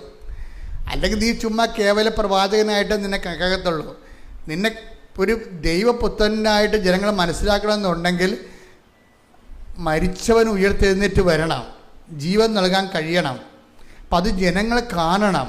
അപ്പം നിൻ്റെ മഹത്വം ഇതിലൂടെ സംഭവിക്കും എന്ന് പരിശുദ്ധാത്മാ പറഞ്ഞു കൊടുക്കും. ഇപ്പം നമ്മുടെ ആധ്യാത്മിക ജീവിതത്തിലേക്ക് വരുന്നൊരു വിഷയം, പരിശുദ്ധാത്മാവിന് നമ്മൾ മാറ്റം നിർത്തിക്കൊണ്ട് നമുക്കൊരു ആധ്യാത്മിക ജീവിതം സാധ്യമല്ല.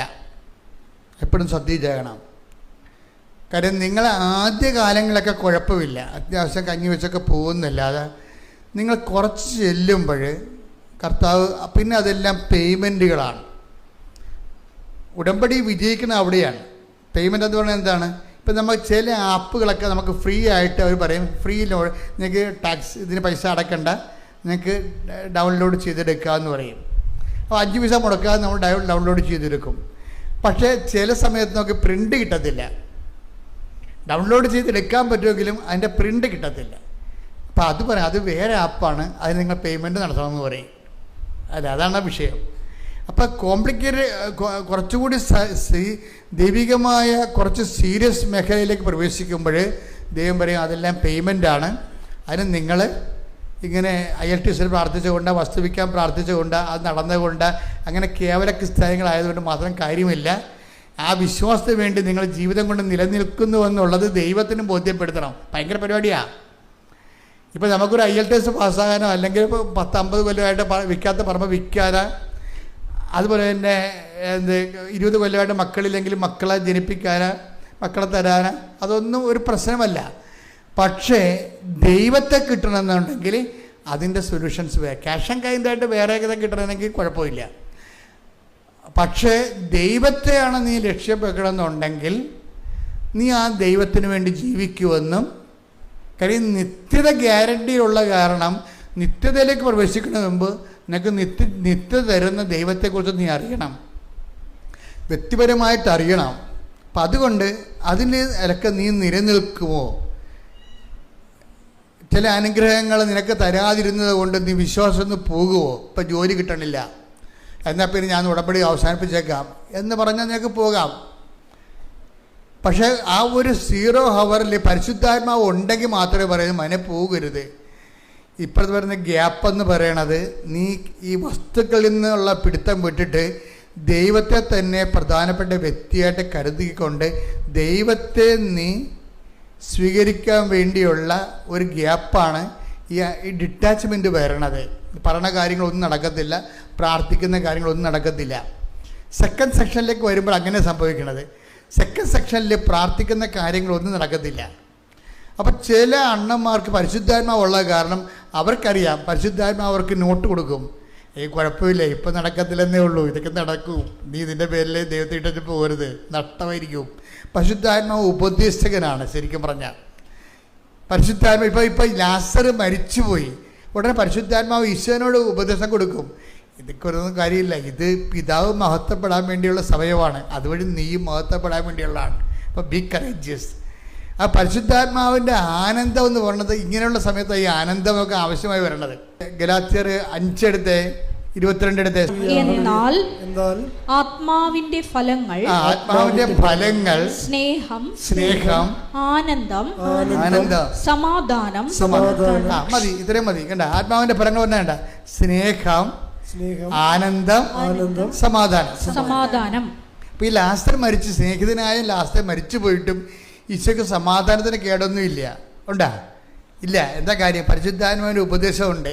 ഈ രോഗം മരണകാരണം അല്ല, പിതാവ് മഹത്വപ്പെടാനുള്ളതാണ്. ഈ പിതാവിൻ്റെ മഹത്വം എന്ന് പറഞ്ഞാൽ പൂർണ്ണതയുള്ള മഹത്വമാണ് ഈ വരാൻ പോണത്. കാര്യം എന്ന് കഴിഞ്ഞാൽ ഏകജാതൻ്റെ മഹത്വമാണ്. ഏകജാതൻ്റെ മഹത്വം എന്ന് പറഞ്ഞാൽ പിതാവായ മഹത്വപ്പെടുന്ന സ്ഥലത്ത് വെച്ചാണ് ഏകജാതിന് ഓട്ടോമാറ്റിക്കായിട്ട് മഹത്വപ്പെടുന്നത്. ഇതൊരു വളരെ സീരിയസ് ആയിട്ട്, അതായത് ഈ പിതാവിനെ മാറ്റി നിർത്തിക്കൊണ്ട് എല്ലാവർക്കും ഉള്ള ജീവിതം എന്ന് പറയുന്നത് യേശുവിൽ മാത്രം അടിസ്ഥാനപ്പെടുത്തിയുള്ള ജീവിതമാണ്. മനസ്സിലായില്ല? അത് എപ്പോഴും നമ്മൾ വളരെ ശ്രദ്ധിക്കണം. നമ്മുടെ ആധ്യാത്മിക ജീവിതം യേശുവിൽ മാത്രം അടിസ്ഥാനപ്പെടുത്തിയല്ല, അൾട്ടിമേറ്റായിട്ട് ഇത് പിതാവ്. ഇപ്പം ഞങ്ങളൊക്കെ, ഇപ്പം എൻ്റെയൊക്കെ കാര്യം പറയാം, ഞാൻ പിതാവുമായിട്ട് ഭയങ്കര ബന്ധമുള്ള ആകാൻ ആഗ്രഹിക്കുന്ന ഒരാളാണ്. ഞാൻ എന്ത് പറഞ്ഞാലും പിതാവിനെ വിളിച്ച് പ്രാർത്ഥിക്കും. ഞാനൊരു പള്ളി പണിതപ്പോൾ ആദ്യമേ പിതാവിൻ്റെ രൂപമാണ് കൊണ്ട് മൊളിവിച്ചത്. I know who is father. ഒരു പള്ളി പണിതാണ്, പള്ളി വാതിക്കൽ തന്നെ വെച്ചിരിക്കുന്നത് പിതാവായ ദൈവത്തിൻ്റെ രൂപമാണ്. അത് കഴിഞ്ഞാൽ പിതാവായ ദൈവം നമ്മളെല്ലാവരും ജോലി വേല കാര്യങ്ങളെല്ലാം എടുക്കണത് ഒറ്റ കാര്യത്തിന് വേണ്ടിയാണ്. എന്താണ്? പിതാവിനെ മഹത്വപ്പെടുത്തി. ഈശോ ഈ ഭൂമി ജീവിച്ചിരുന്ന സമയത്ത് മുഴുവൻ ജോലി ചെയ്തിരുന്നതിൻ്റെ ഒറ്റ കാര്യം എന്താ? പിതാവെ എന്ന് വിളിക്കുമ്പോൾ ചങ്കറിഞ്ഞങ്ങ് വിളിക്കണം. സ്വർഗസ്ഥനായ ഞങ്ങളുടെ പിതാവേ, എന്താ പറയണത്? അങ്ങയുടെ നാമം പൂജിതമാകണം. എന്താ? എൻ്റെ പ്രവർത്തനങ്ങളിലൂടെ എനിക്ക് നഷ്ടം വന്നാലും ലാഭം വന്നാലും എനിക്ക് സന്തോഷം വന്നാലും സങ്കടം വന്നാലും അങ്ങയുടെ നാമം, അതാണ് വിഷയം. അത് വിഷയമാണ്. മനസ്സിലായില്ലേ? സ്വർഗസ്ഥനായ ഞങ്ങളുടെ പിതാവേ എന്ന് പ്രാർത്ഥിക്കുമ്പോൾ ആ പ്രാർത്ഥനയ്ക്കുള്ള അർഹത എന്ന് പറയണത് എന്താണ്? ഇപ്പം എൻ്റെ ജോലി പോയി, അപ്പോൾ എന്താ പറയണത്? ഇപ്പോൾ ഈശോ ലാസർ മരിച്ചു എന്ന് പറയുമ്പോൾ പിതാവേ, ഇപ്പോൾ മനുഷ്യപുത്രൻ മഹത്വപ്പെടാൻ പോകുന്നു, പിതാവായ ദൈവവും അവന് മഹത്വപ്പെടാൻ പോകുന്നു. അപ്പം അത് ഇരട്ട മഹത്വമാണ് വരണത്. അപ്പം ഇതുപോലെ തന്നെയാണ് ഈശോയ്ക്ക് സ്വന്തം ജീവിതത്തിൽ, ഇത് ലാസർ എന്ന് പറയുമ്പോൾ വേറൊരു വ്യക്തിയാണ്. ഈശോയുടെ ജീവിതത്തിൽ ഒരു പ്രശ്നം വന്നപ്പോഴെന്താണ് ഈശോ പ്രാർത്ഥിച്ചത്? അതും സ്വർഗസ്ഥനായ പിതാവൻ. അതും നമ്മൾ നേരത്തെ വായിച്ചത് എത്രയിലാണ്? 12:28 അല്ലെ? ഒന്നിൽ വായിച്ചത് യോഹന്നാൻ 12:28. പിതാവേ, അങ്ങയുടെ നാമത്തെ മഹത്വപ്പെടുത്തണമേ. അപ്പോൾ സ്വർഗത്തിൽ നിന്ന് ഒരു സ്വരമുണ്ടായി, ഞാൻ മഹത്വപ്പെടുത്തിയിരിക്കുന്നു, ഇനിയും മഹത്വപ്പെടുത്തും. ഒരു വ്യക്തിക്ക് സർവൈവ് ചെയ്യാനുള്ള എല്ലാം ക്രിസ്തുവിലുണ്ട്. അതില്ലെങ്കിൽ നമ്മൾ അവർക്കത് പറഞ്ഞു കൊടുക്കും. ക്രിസ്തു ഒരു വ്യക്തി സർവൈവ് ചെയ്യാൻ ആവശ്യമായ എല്ലാം ക്രിസ്തുവിലുണ്ട്. ചില വ്യക്തികൾക്ക് വേണ്ടി പ്രാർത്ഥിക്കാൻ നമുക്ക് പറ്റത്തില്ല. പ്രാർത്ഥിക്കാം, പക്ഷെ ആ വ്യക്തികളിൽ ആ നമ്മൾ വിചാരിക്കുന്ന അത്രയും പ്രാർത്ഥനയുടെ ഫലങ്ങൾ ആ വ്യക്തിക്ക് സ്വീകരിക്കാൻ പറ്റത്തില്ല. അപ്പം നമ്മളെന്ത് ചെയ്യും? നമ്മളത് ഉപ്പായിട്ട് വെഞ്ചരിച്ച് അവർക്ക് കൊടുക്കും. മനസ്സിലായില്ലേ? ഈ വെഞ്ചരിപ്പ് നേർച്ച വസ്തുക്കളിലൊക്കെ ഗുണങ്ങൾ അതാണ്. നേർച്ച വസ്തുക്കളൊക്കെ എന്താ ചെയ്യണത്? നിങ്ങൾക്കറിയാം, നേരത്തെ ഉപ്പല്ല നമ്മൾ കൊടുക്കണത്. നിങ്ങൾ ഓർക്കണം ഉപ്പ് വെഞ്ചരിച്ച് കൊടുത്ത് പറയരുത്. എന്താ ചെയ്യണത്? അത് ബൈബിളിലുള്ള ഒരു സംഭവമാണ് ഉപ്പ്. ബൈബിൾ ഉപയോഗിക്കുന്നതാണ് ഉപ്പ്. നമ്മളവിടെ എന്താ ചെയ്യണത്? നമ്മൾ യേശു കർത്താവാണെന്ന് അതരം കൊണ്ട് ഏറ്റുപറയുന്നു. ഇപ്പം അവർ പരാജയമാണ് കർത്താവെന്നല്ലേ പറയണത്. ആത്മഹത്യ ചെയ്ത ആൾക്കാരെന്താ ചെയ്യണ ആൾക്കാരെന്താ? പരാജയമാണ് കർത്താവെന്നല്ലേ പറയണത്. അപ്പം നമ്മൾ പറയണത് എന്താണ്? മരിച്ചുയർത്തെഴുന്നേറ്റ യൂദാസിനാൽ വഞ്ചിക്കപ്പെട്ടും പത്തോസിനെ പീലാത്തോസിനെ കൈ കഴുകിയിട്ടും അത് പത്തോസിനെ തള്ളിപ്പറഞ്ഞിട്ടും മരിച്ചുയർത്തെഴുന്നേറ്റ കർത്താവാണ് യഥാർത്ഥ കർത്താവ് എന്നാണ് നമ്മൾ പറയണത്. ഈ യേശു കർത്താവാണെന്നുള്ള എന്തു ചെയ്യും? അധരം കൊണ്ട് ഏറ്റുപറയും. പിന്നെ എന്ത് ചെയ്യണത്? ദൈവം അവന് മരിച്ചെന്ന് ഉയർപ്പിച്ചെന്ന് ഹൃദയത്തിൽ വിശ്വസിച്ചുകൊണ്ടാണ് നമ്മളത്, അപ്പോഴാണ് രക്ഷ പ്രാപിക്കുന്നത്, അല്ലേ? അപ്പം അത് കൊണ്ട് ഈ ഉപ്പ് ആശീർവദിക്കുന്ന വ്യക്തിയുടെ ഉള്ളിൽ എന്താണ്? 2 ഫോർമുല ഉള്ളത്. എന്താണ്? യേശുവാണ് കർത്താവ്, യേശുവാണ് കർത്താവ്. പിന്നെന്താണ്? ദൈവം അവന് മരിച്ചെന്ന് ഉയർപ്പിച്ച് എഴുന്നേറ്റു എന്ന് നമ്മൾ ഹൃദയത്തിൽ വിശ്വസിക്കുന്നു. അപ്പോഴാണ് രക്ഷ പ്രാപിക്കുന്നത്. അപ്പം ഈ വ്യക്തി രക്ഷ പ്രാപിക്കാൻ വേണ്ടി നമ്മൾ വെഞ്ചരിച്ച ഉപ്പാണ് അല്ലെങ്കിൽ എന്തെങ്കിലും മീഡിയം ഇപ്പം നമ്മൾ കൊടുക്കണത്. അപ്പോൾ കൊടുക്കുമ്പോഴേ ഇപ്പം ഞാൻ നിങ്ങളോട് പറയും, നിങ്ങൾ ഉടമ്പടി എടുത്തവരായിരിക്കണം അത് കൊടുക്കേണ്ടതെന്ന് പറയും. അല്ലെങ്കിൽ വിശ്വാസ പ്രമാണം വൃത്തിയായിട്ട് ചെല്ലാൻ അറിയാവുന്നവരാണെന്ന് പറയണം. എന്താ കാര്യം? വിശ്വാസ പ്രമാണത്തിൽ ഇതെല്ലാം ഉണ്ട്. വിശ്വാസ പ്രമാണത്തിൻ്റെ കാച്ചി കുറുക്കിയെടുത്ത് കഴിഞ്ഞാൽ ജസ്റ്റ് എന്താണ്? ഈ റോമ 10:9 എന്താണ്? യേശു കർത്താവാണ്, ദൈവനെ മരിച്ചവരെന്ന് ഉയർത്തെഴുന്നേൽപ്പിച്ചു എന്ന് നമ്മൾ വിശ്വസിക്കുമ്പോഴാണ് രക്ഷ പ്രാപിക്കുന്നത്. അപ്പോൾ വിശ്വാസ പ്രമാണം ചെല്ലണമെങ്കിൽ കപ്പാസിറ്റി വേണം. അല്ലാതെ പണ്ട് കാരിക്കസിൽ പഠിച്ചാണെന്ന് പറഞ്ഞിട്ട് കാണാതെ താറാവ് കൊക്കണം ഒരു കണക്കുണാപ്പുറം ഞാൻ വർക്കൗട്ട് ചെയ്യത്തില്ല. ഇവിടെ എന്താ പ്രശ്നം വെച്ച് കഴിഞ്ഞാൽ ഇതൊന്നും ആക്ടിവേറ്റ് ഇതെല്ലാം പഠിപ്പിച്ചു കൊടുത്തൊന്നല്ലാതെ ഇതെങ്ങനെയാണ് ഉപയോഗിക്കേണ്ടതെന്ന് പഠിപ്പിച്ചു കൊടുത്തിട്ടില്ല. അവിടെ വിഷയം ഞാൻ അച്ഛനായ കാലം മുതലേ ചെല്ലണ ഒരു ഇൻസ്ട്രുമെൻ്റാണ് ഉപയോഗിക്കുന്നതാണ്. ഈ ഒരുമാതിരിപ്പെട്ട എല്ലാ വിഷയവും വിശ്വപ്രമാണത്തിൽ നിൽക്കും. എന്താ കാര്യം? ഇതിൻ്റെ അകത്തുള്ള TMD ഭയങ്കരമാണ്. ഇതിനെ ഘടിപ്പിച്ചിരിക്കുന്ന അണുബോംബെന്ന് പറയുന്നത് രക്ഷാസ്ഫോടനം നടത്തിയ അണുബോംബ് ഘടിപ്പിച്ചിരിക്കുന്നത്. എന്താണ്? യേശു കർത്താവാണെന്ന് അതരം കൊണ്ട് ഏറ്റു പറയുന്നു. രണ്ടാമത്തെ എന്താണ്? ദൈവം അവന് മരിച്ചെന്ന് ഉയർപ്പിച്ചെന്ന് ഹൃദയത്തിൽ വിശ്വസിക്കുക. അപ്പോഴാണ് രക്ഷ പ്രാപിക്കണത്. രക്ഷ എന്ന് പറഞ്ഞാൽ എന്താണ്? ലൂക്ക 2:30 അതെന്താണ്? എല്ലാ മനുഷ്യർക്കും വേണ്ടി ഒരുക്കിയിരിക്കുന്ന രക്ഷ ഞാൻ എൻ്റെ കണ്ണുകൊണ്ട് കണ്ടിരിക്കുന്നു. അപ്പോഴേ എല്ലാ മനുഷ്യർക്കും വേണ്ടി ഇത് ഉപയോഗിക്കാൻ പറ്റും. പക്ഷെ ഉപയോഗിക്കുന്നവൻ അതിൽ വിശ്വസിക്കുന്ന ആളായിരിക്കണം. പിടിയാ എല്ലാ മനുഷ്യർക്കും വേണ്ടി ഉപയോഗിക്കാൻ പറ്റും ഇത്, പക്ഷേ ഉപയോഗിക്കുന്ന ആൾ കറക്റ്റായിരിക്കണം. ഇതിൻ്റെ അകത്ത് ട്രെയിൻഡ് ആയിരിക്കണം ആളായിരിക്കണം. അല്ലാതെ വിശ്വാസപ്രമാണം പകുതി ചെല്ലിക്കുമ്പോൾ മറന്നു പോകും. ഒന്ന് ചെല്ലിയത്ത് നോക്കിയേ. ചിലരോട് ഞാൻ നിങ്ങളാ വിശ്വാസപ്രമാണം ചെല്ലാൻ പറഞ്ഞു, തപ്പിത്തുടങ്ങി എൻ്റെ അച്ഛൻ മറന്നുപോയെന്ന് പറയും. അതാ വിശ്വാസപ്രമാണം മറന്നുപോയത് തന്നെയല്ല പ്രശ്നം, അതിനെക്കുറിച്ച് ഒരു ഐഡിയ അയാൾക്കില്ല. അയാൾ പണ്ടത്തെ എന്തോ പ്രാർത്ഥന പോലെ പ്രാർത്ഥിച്ച് വെച്ചിരിക്കുകയാണ്. അതല്ല, ഇതിപ്പോൾ മൊത്തം അണുപോകുമ്പോൾ ഇത് ഇടുന്ന സ്ഥലത്ത് അങ്ങോട്ട് അവിഞ്ഞു പോയേ ഉള്ളൂ. അത്രയ്ക്ക് ഒന്നും താങ്ങാൻ പറ്റാത്ത രീതിയിലുള്ള സംഭവമാണ്. കാര്യം രക്ഷയുടെ മുഴുവൻ ഫോർമുലയാണ്.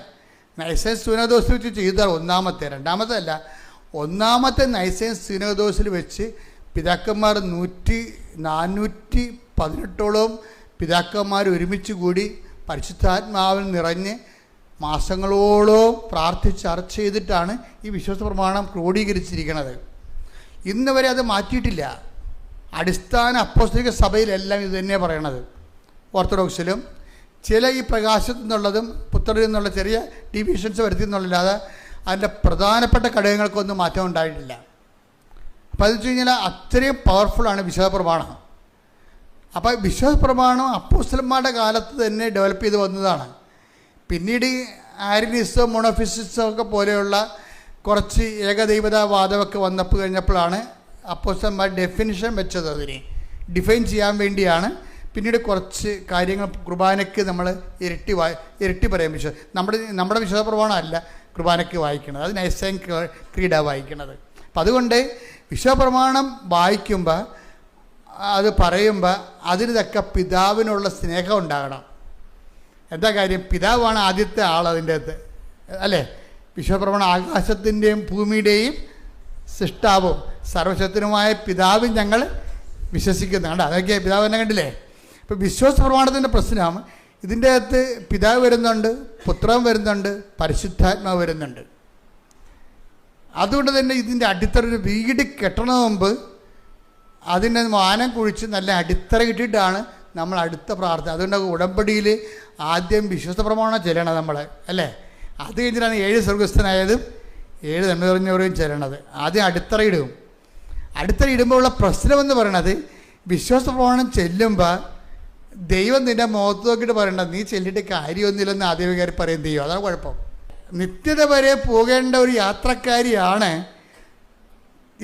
എന്നും ദൈവത്തിൻ്റെ കൂടെ ജീവിക്കേണ്ട ഒരാളാണ്. അത് ചെല്ലണമെന്ന് പറയുമ്പോൾ അതിൻ്റെ TMD ടൺ കണക്കിന് ഭാരമുള്ളതായി മാറും. അതുകൊണ്ട് എപ്പോഴും ദൈവവുമായിട്ടുള്ള എല്ലാ വിഷയത്തിലും പിതാവിനെ ചേർക്കേണ്ടി വരും, പുത്രനെ ചേർക്കേണ്ടി വരും, പരിശുദ്ധാത്മാവിനെ ചേർക്കേണ്ടി വരും. പത്രോസിന് ഈ വിഷയത്തെക്കുറിച്ചൊക്കെ, പത്രോസാണല്ലോ ഈ വിശ്വാസ പ്രമാണത്തിൻ്റെ ആണിക്കല്ലുണ്ടാക്കിയത്. പത്രോസാണ് വിശ്വാസ പ്രമാണത്തിൻ്റെ ആണിക്കല്ലുണ്ടാക്കിയത്. അങ്ങേർക്കറിയാം, യോഹന്നാൻ അല്ല ശരിക്കും പറഞ്ഞാൽ, ഞങ്ങളും പത്രോസാ പറയണത് ഞങ്ങളും അവൻ്റെ കൂടെ മറുരൂപം മലയിൽ ഉണ്ടായിരുന്ന ആളാണ്. അപ്പം രൂപാന്തരം എന്താണ്? 2 പത്രോസ് 1:17 പിതാവായ ദൈവത്തിൽ നിന്ന് കേട്ടോ പിതാവായ ദൈവത്തിൽ നിന്ന് ബഹുമാനവും മഹത്വവും അവൻ സ്വീകരിച്ചു. ഇവൻ എൻ്റെ പ്രിയപുത്രൻ, ഇവനിൽ ഞാൻ പ്രസാദിച്ചിരിക്കുന്നു. പത്രോസ് എന്താണ് കണ്ടത്? പിതാവായ ദൈവത്തിൽ നിന്ന് പറഞ്ഞേ, പിതാവായ ദൈവത്തിൽ നിന്ന് മഹത്വവും ബഹുമാനവും അവൻ സ്വീകരിച്ചു. ഈശോ സ്വീകരിച്ചു. പറഞ്ഞോളൂ. ഇവൻ എൻ്റെ പ്രിയപുത്രൻ, ഇവനിൽ ഞാൻ പ്രസാദിച്ചിരിക്കുന്നു എന്ന സ്വരം മഹിമ പ്രാഭവത്തിൽ നിന്ന് അവന്റെ അടുത്ത് വരികയും ചെയ്തു. അപ്പോൾ ഇത് പത്രോസ് നേരിട്ട് കണ്ടതാണ്. കാര്യം കർത്താവിൻ്റെ മഹത്വം മുഴുവൻ ഏകജാതൻ്റെ മഹത്വമാണ്. പിതാവായ ദൈവത്തിൻ്റെ മഹത്വം ഈശോയിലേക്ക് വന്നതാണെന്ന് കണ്ടു. ഈശോയിലേക്ക് വന്നത് കൊണ്ടാണ് പത്രോസ് പിന്നീട് രക്ഷയുടെ ഫോർമുല ഉണ്ടാക്കിയപ്പോൾ പത്രോസ് പറഞ്ഞത് മറ്റൊരുവരിലും ഇനി രക്ഷയില്ല. കാര്യം മഹത്വം ഞങ്ങൾ കണ്ടത് ഇവൻ്റെ അടുത്തേക്ക് വരണമാണ് കണ്ടത്. പിതാവായ ദൈവത്തിൻ്റെ മഹത്വം ഇവൻ്റെ അടുത്തേക്ക് വരുന്നതാണ് ഞങ്ങൾ കണ്ടത്. വേറെ ആരുടെ അടുത്തേക്ക് വന്നിട്ടില്ല, വന്ന ചരിത്രവുമില്ല. അപ്പം അതുകൊണ്ട് ഇവനാണ് ദൈവത്തിൻ്റെ സ്വീകാര്യൻ. കാര്യം ഇവന് പ്രസാദിച്ചിരിക്കണം എന്നല്ലേ പറയണത്. അതാണ്. പക്ഷേ മോസസിൻ്റെ അടുത്ത് വന്നെങ്കിലും, മോസസിനെ പ്രസാദിച്ചെന്ന ദാവീദിൻ്റെ അടുത്ത് വന്നെങ്കിലും ഇവൻ എൻ്റെ പ്രിയ പുത്രനാണെന്ന് ഇവന് പ്രസാദിച്ചിരിക്കണമെന്ന അംഗീകാര മുദ്ര കൊടുത്തിട്ടില്ല. ഈ അംഗീകാര മുദ്ര ഭയങ്കര സീരിയസാണ്. അതുകൊണ്ടാണ് യോഹന്നാന് അതിനെക്കുറിച്ചൊരു ഐഡിയ ഉണ്ട്. എന്താ കാര്യം? ലോകത്തിൻ്റെ പാപങ്ങൾക്ക് പരിഹാരമായിട്ട് ഈശോ ബലിയർപ്പിച്ചാൽ അതിന് പരിഹാരം കിട്ടും. അതാണ് ഈശോ തന്നെ പറയുന്നുണ്ടത് പരിശുദ്ധാത്മാവിൽ. പിതാവ് ദൈവം എന്നിൽ അംഗീകാരം. യോഹന്നാൻ 6:27 നശ്വരമായ അപ്പത്തിനു വേണ്ടി അധ്വാനിക്കാതെ. ഇതാ വിഷയം നോക്കിയേ, നിത്യതയുമായി ബന്ധപ്പെട്ട വിഷയം വരണത്. നശ്വരമായ അപ്പത്തിനു വേണ്ടി അധ്വാനിക്കാതെ മനുഷ്യപുത്രൻ തരുന്ന നിത്യജീവന്റെ അനശ്വരമായ അപ്പത്തിനു വേണ്ടി അധ്വാനിക്കുവിൻ. എന്തെന്നാൽ പിതാവായ ദൈവം അവന്റെ മേൽ അംഗീകാര മുദ്ര വച്ചിരിക്കുന്നു. അനശ്വരമായ അപ്പത്തിനു വേണ്ടി, നിത്യതയ്ക്ക് വേണ്ടി അന്വേഷിക്കുന്നവന് ഈശോയാണ് അംഗീകാര മുദ്രയുള്ള ഒരേ ഒരു രക്ഷകൻ. ഇതറിയാവുന്നത് യോഹന്നാനെ ഇതിന് കൃത്യമായിട്ട് അറിയാം. അതുകൊണ്ടാണ് പിതാവിൻ്റെ ഏകജാതൻ്റെ മഹത്വം എന്നൊക്കെ അദ്ദേഹം പറയും.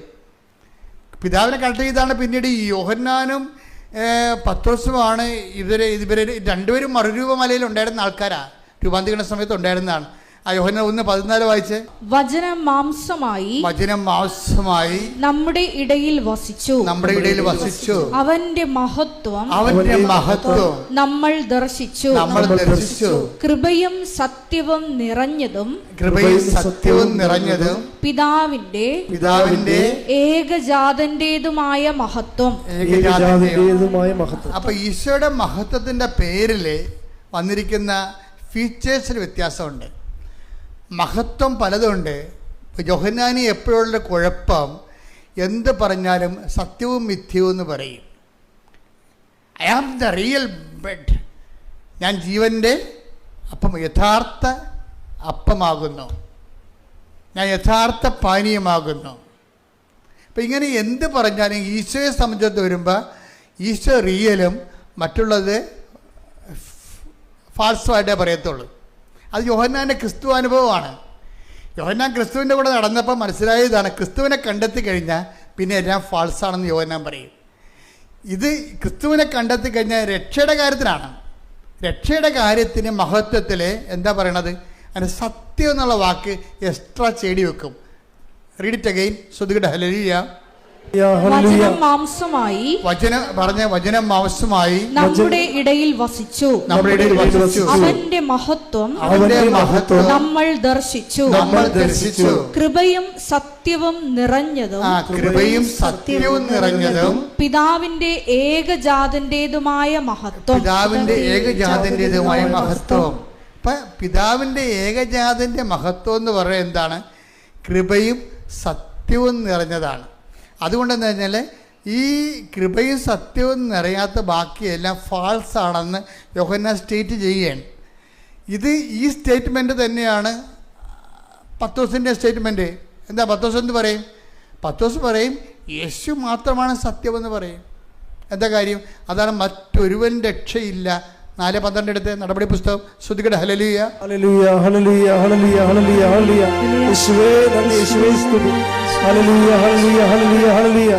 ആകാശത്തിനു കീഴേ മനുഷ്യരുടെ ഇടയിൽ നമുക്ക് രക്ഷയ്ക്കു വേണ്ടി മറ്റൊരു നാമവും നൽകപ്പെട്ടിട്ടില്ല. അപ്പൊ മറ്റൊരു നാമവും നൽകപ്പെട്ടിട്ടില്ല എന്നതിൻ്റെ കൂടെ വായിക്കണം, പിതാവായ ദൈവം എനിക്ക് അംഗീകാരം മുദ്ര ചാർത്തിയിരിക്കുന്നു. മറ്റൊരു നാമവും രക്ഷയ്ക്ക് വേണ്ടി നിത്യതയ്ക്ക് വേണ്ടി നൽകപ്പെട്ടില്ല എന്നതിൻ്റെ കൂടെ വായിക്കണം, പിതാവായ ദൈവത്തിൻ്റെ മഹത്വവും സത്യവും കൃപയും നിറഞ്ഞ മഹത്വം എന്ന്. അപ്പം സത്യവും കൃപയും നിറഞ്ഞ മഹത്വം യേശുക്രിസ്തുവിൻ്റെത് എന്നുള്ളത് എന്തിനുള്ളതാണ്? നിത്യതയ്ക്ക് വേണ്ടി നമുക്ക് നൽകിയിരിക്കുന്ന ദൈവത്തിൻ്റെ രക്ഷയുടെ നാമമാണ്. അതാണ് ശ്രീയേശു നാമം, രക്ഷയുടെ നാമം. ശ്രുതികട ഹല്ലേലൂയ. മറിയം കാനായിൽ കല്യാണത്തിൽ വെച്ച് ആവശ്യപ്പെട്ടത് എന്താണ്? പിതാവേ, അങ്ങയുടെ പുത്രനെ മഹത്വപ്പെടുത്തണമേ. ഇത് തന്നെയാണ് ഈശോ പ്രാർത്ഥിച്ചത്. 12:28 ഈശോൻ്റെ പ്രാർത്ഥിച്ച പിതാവേ, അങ്ങേ നാമത്തെ മഹത്വപ്പെടുത്തണമേ. അപ്പം പിതാവിൻ്റെ നാമത്തെ മഹത്വപ്പെടുത്തുക വഴി ഏകജാതൻ്റെ നാമം മഹത്വപ്പെടണം. ഇത് എപ്പോഴും നമ്മൾ ചിന്തിക്കേണ്ട കാര്യം, ഇപ്പോഴേ ഈ ലാസർ മരിച്ചപ്പോഴും ഈശോ പറഞ്ഞത് എന്താണ്? ഈ രോഗം മരണകാരണമല്ല, ദൈവത്തിൻ്റെ മഹത്വം വെളിപ്പെടാനുള്ളതാണ്. അപ്പോൾ മഹത്വം വന്നില്ലേ? ഇല്ലേ? മോശം കാര്യത്തിനും മഹത്വം എന്നാണ് ഈശോ അതിനെ അഡ്രസ്സ് ചെയ്യണത്. ഇനി ഇപ്പോഴേ മാതാവ് എന്താ ചോദിച്ചിരിക്കണത്? അവർക്ക് വീഞ്ഞില്ല എന്ന് പറയുമ്പോൾ എന്താണ്? ഇപ്പം നിങ്ങളുടെ വസ്തു വിൽക്കണില്ല, നിങ്ങൾ കല്യാണം ഒക്കണില്ല, നിങ്ങൾക്ക് മക്കളില്ല എന്ന് പറയുമ്പോൾ നമ്മൾക്ക് നല്ല ബോധമില്ല എന്നുണ്ടെങ്കിൽ നമ്മൾ ആ സബ്ജക്റ്റ് വൈസായിട്ടായിരിക്കും അതിനൊക്കെ സമീപിക്കുന്നത്. പക്ഷേ റീഡ് ചെയ്യണത് സ്വർഗമെന്ന് റീഡ് ചെയ്യണത് അങ്ങനെയല്ല. എന്താ ചെയ്യണത്? അമ്മ പ്രാർത്ഥിച്ചത് എന്താണ്? പിതാവേ, ഈ ഒരു അടയാളം വഴി അങ്ങയുടെ മകൻ്റെ നാമത്തെ അങ്ങ് മഹത്വപ്പെടുത്തണമേ എന്നതാണ്. അപ്പം അങ്ങനെ മഹത്വപ്പെടുത്തണം ചോദിച്ചു കഴിഞ്ഞാൽ പിന്നെ ടൈം ഷോർട്ടനും ചെയ്യും. എന്താ കാര്യം? ഈശോയ്ക്ക് 12:28 ടൈം ഷോർട്ടൻ ചെയ്തില്ലേ? ഇതാ ഞാൻ മഹത്വപ്പെടുത്തുന്നു, ഇനിയും മഹത്വപ്പെടുത്തുന്ന പറഞ്ഞത് എന്താണ്? ആ മഹത്വപ്പെടുത്തുന്നത് ചോദിച്ചുകൊണ്ടാണ്. മനസ്സിലായില്ലേ? എപ്പോഴും നമ്മൾ ശ്രദ്ധിക്കേണ്ട ഇതാണ്, നമ്മളുടെ ഓരോ വിഷയത്തിലും അതിൻ്റെ ബേസിക് എന്ന് പറയുന്നത് ദൈവത്തിൻ്റെ മഹത്വമായിരിക്കണം. പറഞ്ഞാൽ മനസ്സിലായില്ലേ? അല്ല നിങ്ങളുടെ ഇപ്പോൾ ആ ജോലി നിങ്ങൾ വിചാരിച്ച ജോലി കിട്ടിയില്ല, അപ്പോൾ നിങ്ങൾ ഇതിനോട് അളിഞ്ഞ മോന്ത്യമായിട്ട് പോയി ഇട്ട പാമ്പ് കിടക്കണ പോലെ കടല ചുരുണ്ടി കൂടി ഭക്ഷണം കഴിക്കത്തില്ല, ഇങ്ങനെയുള്ള അലവലാദികൾ വന്നിട്ട് ഉടമ്പടി എടുക്കേണ്ട ഒരു കാര്യമില്ല. ഉടമ്പടി ഇത്തിരി സബ്ലിമേറ്റ് ആയിട്ടുള്ള ആധ്യാത്മിക നിലവാരമുള്ള ആൾക്കാർക്കുള്ളതാണ്. കാര്യം അത് മഹത്വത്തിൻ്റെ പ്രാർത്ഥനയാണ്. അല്ലാതെ ഒരു ദിവസം നോക്കിയപ്പോൾ അന്ന് നമ്മൾ കുറേ പ്രാർത്ഥിച്ചതല്ലേ, നിലത്തിരി മാറി പച്ചത്തിരിയും കഴിഞ്ഞ്. അപ്പോൾ ആൾക്കാർ ഈ മരുന്ന് കുടിക്കണ പോലെയാണേ. ഈ പണ്ട് ഔൺസ് കുപ്പിയൊന്നും സാധനം ഉണ്ടായിരുന്നില്ല.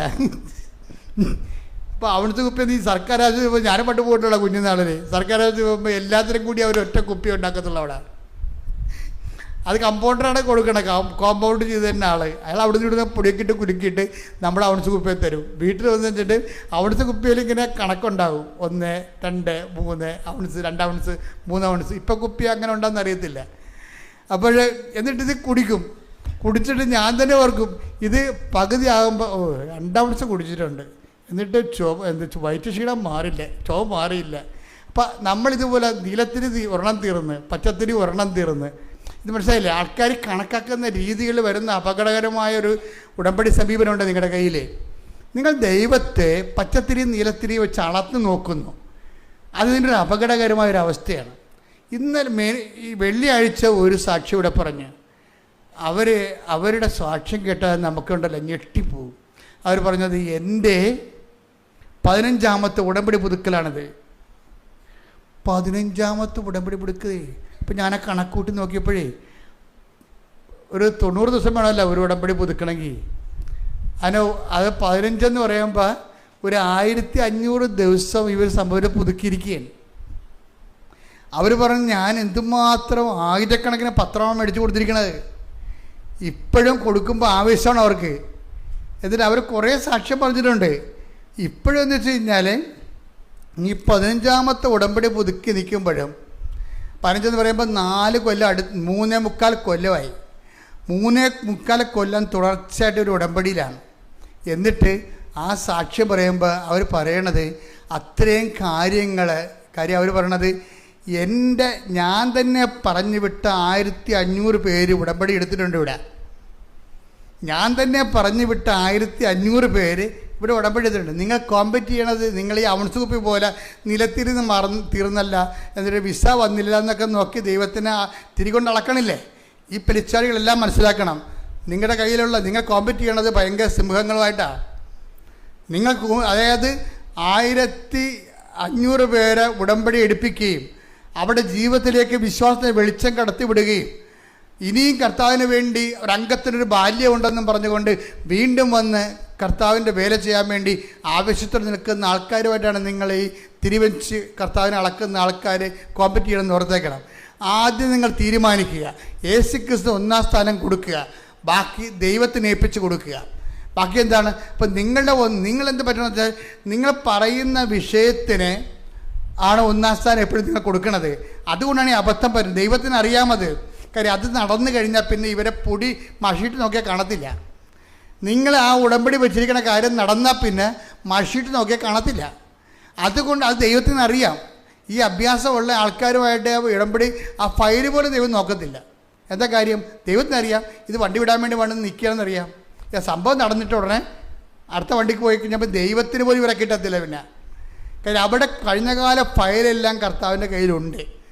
നിങ്ങൾ എപ്പോഴും നിങ്ങളുടെ അപകടം പറഞ്ഞിരിക്കണം നിങ്ങളുടെ പഴയ ഫയലാണ് കുഴപ്പമുണ്ടാക്കിയിരിക്കണത്. ഞാനിപ്പോൾ ലക്ഷക്കണക്കിന് ആൾക്കാരുടെ ഉടമ്പടി കേട്ടിട്ട് ആൾക്കാരുടെ ഗ്രോത്ത് പരിശോധിച്ചുകൊണ്ട് നോക്കുമ്പോൾ നിങ്ങൾക്കെല്ലാം പറ്റിയിരിക്കണത്. അപ്പം നിങ്ങൾക്ക് രക്ഷപ്പെടാനുള്ള മാർഗ്ഗം വെച്ചാൽ ഈ പഴയ ഫയൽ കീറിയാൽ നല്ലത്, അത് കത്തിച്ച് കളഞ്ഞാൽ നല്ലതായിരിക്കും. പഴയ ഫയലില്ലേ അവനാണ് ആദ്യം കത്തിക്കേണ്ടത്. എന്ന് വെച്ച് കഴിഞ്ഞാൽ നിങ്ങൾ ദൈവത്തിന് ഇതുപോലെ ഇപ്പം ആൾക്കാരുടെ സാക്ഷ്യം എന്താ പറയണത്? ഞാനൊരു നല്ല കത്തോലിക്ക കുടുംബത്തിലുണ്ടായിരുന്ന ആളാണ്, ഞാൻ നല്ല ക്രിസ്തീയ കുടുംബത്തിലുണ്ടായ ആളാണ്, പക്ഷേ ഉടമ്പടി എടുത്തപ്പോഴാണ് ഞാനിപ്പോൾ യഥാർത്ഥ ദൈവത്തെ കണ്ടതെന്ന് നോക്കിയേ. അപ്പം നല്ല കത്തോലിക്ക കുടുംബത്തിലും നല്ല ക്രിസ്തീയ കുടുംബത്തിലും ജീവിക്കുന്ന ആൾക്കാർ ഉടമ്പടി എടുത്ത് ജീവിക്കാൻ തുടങ്ങി 90 ദിവസം ആയപ്പോഴാണ് അവർ ദൈവത്തെ കണ്ടെത്തിയെന്ന് പറയുമ്പോൾ ഉടമ്പടി എന്ത് പവർഫുള്ളായിരിക്കും. അപ്പോൾ അത് എപ്പോഴും നമ്മൾ ശ്രദ്ധിക്കേണ്ട കാര്യം, ഉടമ്പടിയിലാകുമ്പോൾ ഉടമ്പടി എടുക്കുന്നവരെ നിങ്ങളുടെ പഴയ വിഷയങ്ങൾ നിങ്ങൾക്ക് പറയാം. പക്ഷേ ഉടമ്പടി എടുത്തു കഴിഞ്ഞാൽ അത് നിങ്ങളുടെ വിഷയമല്ല. നിങ്ങളിവിടെ എഴുതിയിട്ടിരിക്കുന്ന വിഷയം നിങ്ങളുടേതല്ല. ആടാണത്. അത് ഓൾറെഡി ദൈവത്തിൻ്റെ അടുത്ത് നമ്മൾ ഏൽപ്പിച്ച് കഴിഞ്ഞു. ഇനി നിങ്ങളുടെ മുമ്പിലുള്ള ഓപ്ഷൻ എന്താ? 2 ഓപ്ഷൻ നിങ്ങളുടെ കയ്യിലുണ്ട്. ഒന്ന്, പഴയ ഫയൽ കത്തിക്കണം. എന്തിനാ? പഴയ ഫയൽ കുറേ ഉണ്ടാവുകയെ. അത് നിങ്ങളിപ്പോൾ പറഞ്ഞിട്ട് കഴിഞ്ഞ ദിവസം ഒരു ചേട്ടൻ സാക്ഷ്യം പറഞ്ഞാണ്. ഞാൻ ബൈജൂസ് എന്ന് പറഞ്ഞ സാക്ഷ്യം കേട്ടില്ലേ? കഴിഞ്ഞ ആഴ്ച ഞാൻ പറഞ്ഞാണ്. അയാൾ പറഞ്ഞത് എന്താ വെച്ചാൽ, ഇത് എന്തൊക്കെ പറഞ്ഞാലും 90 ദിവസത്തെ പരിപാടിയല്ലേ ഉള്ളു. എന്ത് പറഞ്ഞാലും ഇത്തിരി കഷ്ടപ്പെട്ടാലും 90 ദിവസത്തെ പരിപാടിയല്ലേ ഉള്ളെന്ന്. എന്താണ് കഷ്ടപ്പെടാന്ന് തീരുന്നറിയാം. ഉടമ്പടി കഷ്ടപ്പാടൊന്നുമില്ല. അതായത് ഇവിടെ വൃത്തിമനോട് ഉടമ്പടി എടുത്തിരിക്കുന്ന ആൾക്കാർ പറഞ്ഞിരിക്കുന്നത്, ഒരു ക്രിസ്ത്യാനി സ്വാഭാവികമായിട്ട് ചെയ്യേണ്ട കാര്യങ്ങൾ മാത്രമേ ഉടമ്പടിയിലുള്ളൂ. ഇല്ലാത്ത എന്താ ഒരെണ്ണം പറ. നിങ്ങൾ ലോകം മുഴുവനും പോയി എല്ലാ സൃഷ്ടികളോടും സുവിശേഷം പ്രസംഗിക്കാൻ പറഞ്ഞിരിക്കണം. നിങ്ങൾക്ക് പ്രസംഗിക്കാൻ പ്രയാസമുള്ളത് കൊണ്ടല്ലേ പത്രം എടുത്ത് കഴിച്ച് തന്നിരിക്കണം. സാക്ഷ്യത്തിൻ്റെ പത്രം, ഒരു 10-100 സാക്ഷ്യത്തിൻ്റെ പത്രം തന്നിരിക്കണം. എന്താ കാര്യം? പ്രസംഗിക്കാൻ പറ്റത്തില്ല. പക്ഷെ ഇപ്പോൾ ആൾക്കാർ ചെയ്യണം എന്താണെന്നറിയാമോ? അവർക്ക് കാര്യങ്ങൾ മനസ്സിലായി. പത്രം എന്തിനാണ്? പത്രത്തെ ഉള്ള വിശദീകരിക്കും. അവരുടെ ജീവിതം തന്നെ അനുഭവങ്ങൾ പറഞ്ഞു കൊടുത്തിട്ടാണ് ആൾക്കാർ പറയണത്. എനിക്ക് തോന്നുന്നു, പലപ്പോഴും എനിക്ക് തോന്നി മറുനാടൻ മലയാളികളാണ് പലപ്പോഴും ഉടമ്പടിയിൽ ഒരു 10 പോയിൻ്റ് കൂടെ നിൽക്കണേ. ഞാൻ ഓരോ രാജ്യങ്ങളിലൊക്കെ ചെല്ലുമ്പോൾ എനിക്ക് മനസ്സിലാകണതാണ്. അവിടെ കാര്യം അവരെല്ലാവരും തന്നെ അഖണ്ഡജപമാല ഉപയോഗിക്കുന്നവരാണ്. 1000 മണി അഖണ്ഡജപമാല ഉപയോഗിക്കുന്നവരാണ്. അതിൽ മുടങ്ങാതെ വരുന്നവരാണ്. അതുപോലെ മാതാവിൻ്റെ എല്ലാ ദിവസവും അതുപോലെ തന്നെ ആചരിച്ചു പോകുന്ന കൂട്ടായ്മകൾ നമുക്ക് മിക്ക രാജ്യങ്ങളും പല രാജ്യങ്ങളും ഉണ്ട്. ഞാൻ പിന്നെ അതിനെ ബൂസ്റ്റ് ചെയ്യാത്തതിൻ്റെ കാരണം, എന്നോടത് ബൂസ്റ്റ് ചെയ്യാൻ കർത്താവ് അത് പ്രധാനപ്പെട്ട കാര്യം മിനിസ്ട്രിയായിട്ട് എടുക്കാൻ അമ്മ പറഞ്ഞിട്ടില്ല. അതുകൊണ്ടാണ് ഞാൻ അധികം ബൂസ്റ്റ് ചെയ്യാത്തത്. വല്ലപ്പോഴൊക്കെ ഒന്ന് യൂറോപ്പിൽ പോയി ഒരു ധ്യാനം എടുക്കുക എന്നല്ലാതെ ആ സ്ഥിരം പരിപാടി എടുത്തിട്ടില്ല. അതെടുക്കാൻ തന്നെ കാരണം തന്നെ ഈ ശുശ്രൂഷകൾ ഇവിടെ നടക്കേണ്ടതാണ് പകുതി മുക്കാലും. അമ്മ പ്രത്യക്ഷപ്പെട്ട ഇടം ഇതല്ലേ. അപ്പം അതുകൊണ്ട് തന്നെയാണ് ഈ പ്രത്യക്ഷീകരണത്തിനൊരു ആനുകൂല്യം നമുക്കുണ്ട്. അതുകൊണ്ടാണ് ഈ മറ്റുള്ളവർ ഇവിടെ നാട്ടിൽ വന്നിട്ട് ആദ്യം നെടുമ്പാശ്ശേരിയിൽ വന്ന് ഇറങ്ങിയിട്ട് നേരെ ഇവിടെ വരേണ്ട കാര്യം എന്താ? ആ ഒരു പ്രത്യക്ഷീകരണത്തിൻ്റെ ഒരു ആനുകൂല്യമുണ്ട് ഇവിടെ. അപ്പം നമ്മൾ അമ്മയോട് ഒരു കാര്യം, അമ്മയുടെ മാധ്യസ്ഥ ചോദിക്കണത് എന്താണ്? അമ്മയുടെ പ്രത്യക്ഷീകരണത്തിൻ്റെ അടിസ്ഥാനത്തിലാണ് ചോദിക്കണത്. കാര്യം എന്താണ്? ഉടമ്പടി പോലും അമ്മയുടെ പ്രത്യക്ഷീകരണത്തിൻ്റെ അടിസ്ഥാനത്തിലാണ് നമുക്ക് തന്നിരിക്കുന്നത്. അമ്മയുടെ പ്രത്യക്ഷീകരണത്തിൻ്റെ അടിസ്ഥാനത്തിലാണ് ഉടമ്പടി തന്നിരിക്കുന്നത്. അല്ല കൃപാസനം ഉണ്ടായിട്ട് 30 കൊല്ലം കഴിഞ്ഞ് ഇതിൽ ഇത്രയും നാളായിട്ട് ഉടമ്പടി തന്നിട്ടില്ല. 2016 ഉടമ്പടി തന്നത്. ആ 2015 ഉടമ്പടി തന്നത്. ആ പ്രത്യക്ഷീകരണത്തിൻ്റെ സ്ഥലത്ത് ഞാൻ മാതാവിനെ പ്രതീക്ഷിച്ച് കഴിഞ്ഞപ്പോൾ ധൂപം ചാർത്തിയിട്ട് പ്രത്യക്ഷീകരണ പ്രാർത്ഥന ചൊല്ലിക്കഴിഞ്ഞപ്പോഴാണ് 6 മാസത്തിൽ ഉടമ്പടി തന്നത്. അതൊക്കെ മുമ്പ് ഞാൻ ഇവിടെ ഇല്ലേ? അതൊക്കെ മുമ്പ് ഈ ബലിപീഠമില്ലേ? ഈ സ്ഥലമില്ലേ? എല്ലാം ഉണ്ട്. പക്ഷെ പ്രത്യക്ഷീകരണത്തിന് ഭയങ്കര പവറാണ്. അപ്പം ദൈവം ആഗ്രഹിക്കുന്നുണ്ട് പ്രത്യക്ഷീകരണം ലോകം മുഴുവൻ ചർച്ച ചെയ്യപ്പെടാൻ വേണ്ടിയും ഔദ്യോഗികമായ സഭ ഏറ്റെടുക്കാൻ വേണ്ടിയും. അപ്പം നിങ്ങൾ പ്രാർത്ഥിക്കേണ്ടത് എന്തിനാണ്? മാതാവേ, പ്രത്യക്ഷീകരണത്തിനെ സഭ ഏറ്റെടുത്തുകൊണ്ട് ഞങ്ങളുടെ പ്രവർത്തനങ്ങൾ വഴി ദൈവപിതാവിൻ്റെ ഇഷ്ടം മഹത്വപ്പെടാൻ ഇടയാക്കണമേ എന്ന് പ്രാർത്ഥിച്ച്, കർത്താവേ പ്രത്യക്ഷീകരണത്തിന് എൻ്റെ ദൈവിക ലക്ഷ്യം സഭ ഏറ്റെടുത്തുകൊണ്ട് ഞങ്ങളുടെ പ്രവർത്തനങ്ങൾ വഴി ദൈവപിതാവിന്റെ തിരുമനസ് നിറവേറി പിതാവായ ദൈവവും ഏകജാതനും മഹത്വപ്പെടാൻ വേണ്ടി കാനായിലെ കുടുംബത്തിൽ നിൽക്കുന്നത് ദൈവ മഹത്വത്തിന്റെ മധ്യസ്ഥയായി പരിശുദ്ധ അമ്മയെ നീ അടയാളപ്പെടുത്തിയതുപോലെ അൾത്താരയിലെ പ്രത്യക്ഷപ്പെട്ട അമ്മയുടെ പ്രത്യക്ഷീകരണത്തിന്റെ അടിസ്ഥാനത്തില് ഉടമ്പടി ചെയ്തിട്ടുള്ള മക്കൾക്ക് ഈ വിഷയമാണ് സംസാരിക്കുന്നത്. മറിയം മഹത്വത്തിന്റെ മാധ്യസ്ഥ. നമ്മൾ ദൈവത്തോട് ചോദിക്കേണ്ടത്, നമ്മുടെ കാലാവസ്ഥ അനുകൂലമായാലും ജീവിത കാലാവസ്ഥ പ്രതികൂലമായാലും നമ്മൾ വിജയിച്ചാലും തോറ്റാലും ദൈവത്തോട് നമ്മൾ പറയണത് എന്താണ്? അങ്ങയുടെ നാമത്തെ മഹത്വപ്പെടുത്തണമേ. മനസ്സിലായില്ലേ? അപ്പോഴെന്താണ് ഈ കനായിലെ കല്യാണത്തിൽ ദൈവം ആ പ്രാർത്ഥന ഏറ്റെടുക്കാൻ കാരണം എന്താണ്? മാതാവിൻ്റെ പ്രാർത്ഥനയാണ്. മാതാവ് എന്താ പ്രാർത്ഥിച്ചത്? അവർക്ക് വീഞ്ഞില്ലെന്ന് പറഞ്ഞതല്ല, എനിക്ക് നിനക്ക് എൻ്റെ സമയം ഇനി സമാഗതമായിട്ടില്ലല്ലോ എന്ന് പറഞ്ഞപ്പോഴേ പെട്ടെന്നൊരു സൈലൻസ് അവിടെ ഉണ്ട്, ഒരു ഗ്യാപ്പുണ്ട്. ആ ഗ്യാപ്പിൽ മറിയത്തിൻ്റെ പ്രാർത്ഥനയാണ്. എന്താണ്? ഇത് നടക്കത്തില്ലെന്ന് മനസ്സിലായില്ലേ? ഇത് എനിക്ക് നിനക്ക് എൻ്റെ സമയം ഇനി സമാഗതമായിട്ടില്ലല്ലോ എന്ന് പറഞ്ഞപ്പോഴേ സമയം സമാഗതമാകാൻ വേണ്ടി അമ്മയുടെ പ്രാർത്ഥനയുണ്ട്. എന്താണ്? അപ്പാ, അങ്ങയുടെ പുത്രൻ്റെ നാമത്തെ മഹത്വപ്പെടുത്തണമേ. അപ്പോൾ അങ്ങനെ പ്രാർത്ഥിക്കുമ്പോൾ പെട്ടെന്നാണ് സമയം ചുരുക്കണേ. എന്താണ്? അത് 12:28 ഫോർമുല അനുസരിച്ചുകൊണ്ട് ഉടനെ സമയം ചുരുക്കും. എന്താണ്? ഇതാ ഞാൻ മഹത്വപ്പെടുത്തിയിരിക്കുന്നു, ഇനിയും മഹത്വപ്പെടുത്തും.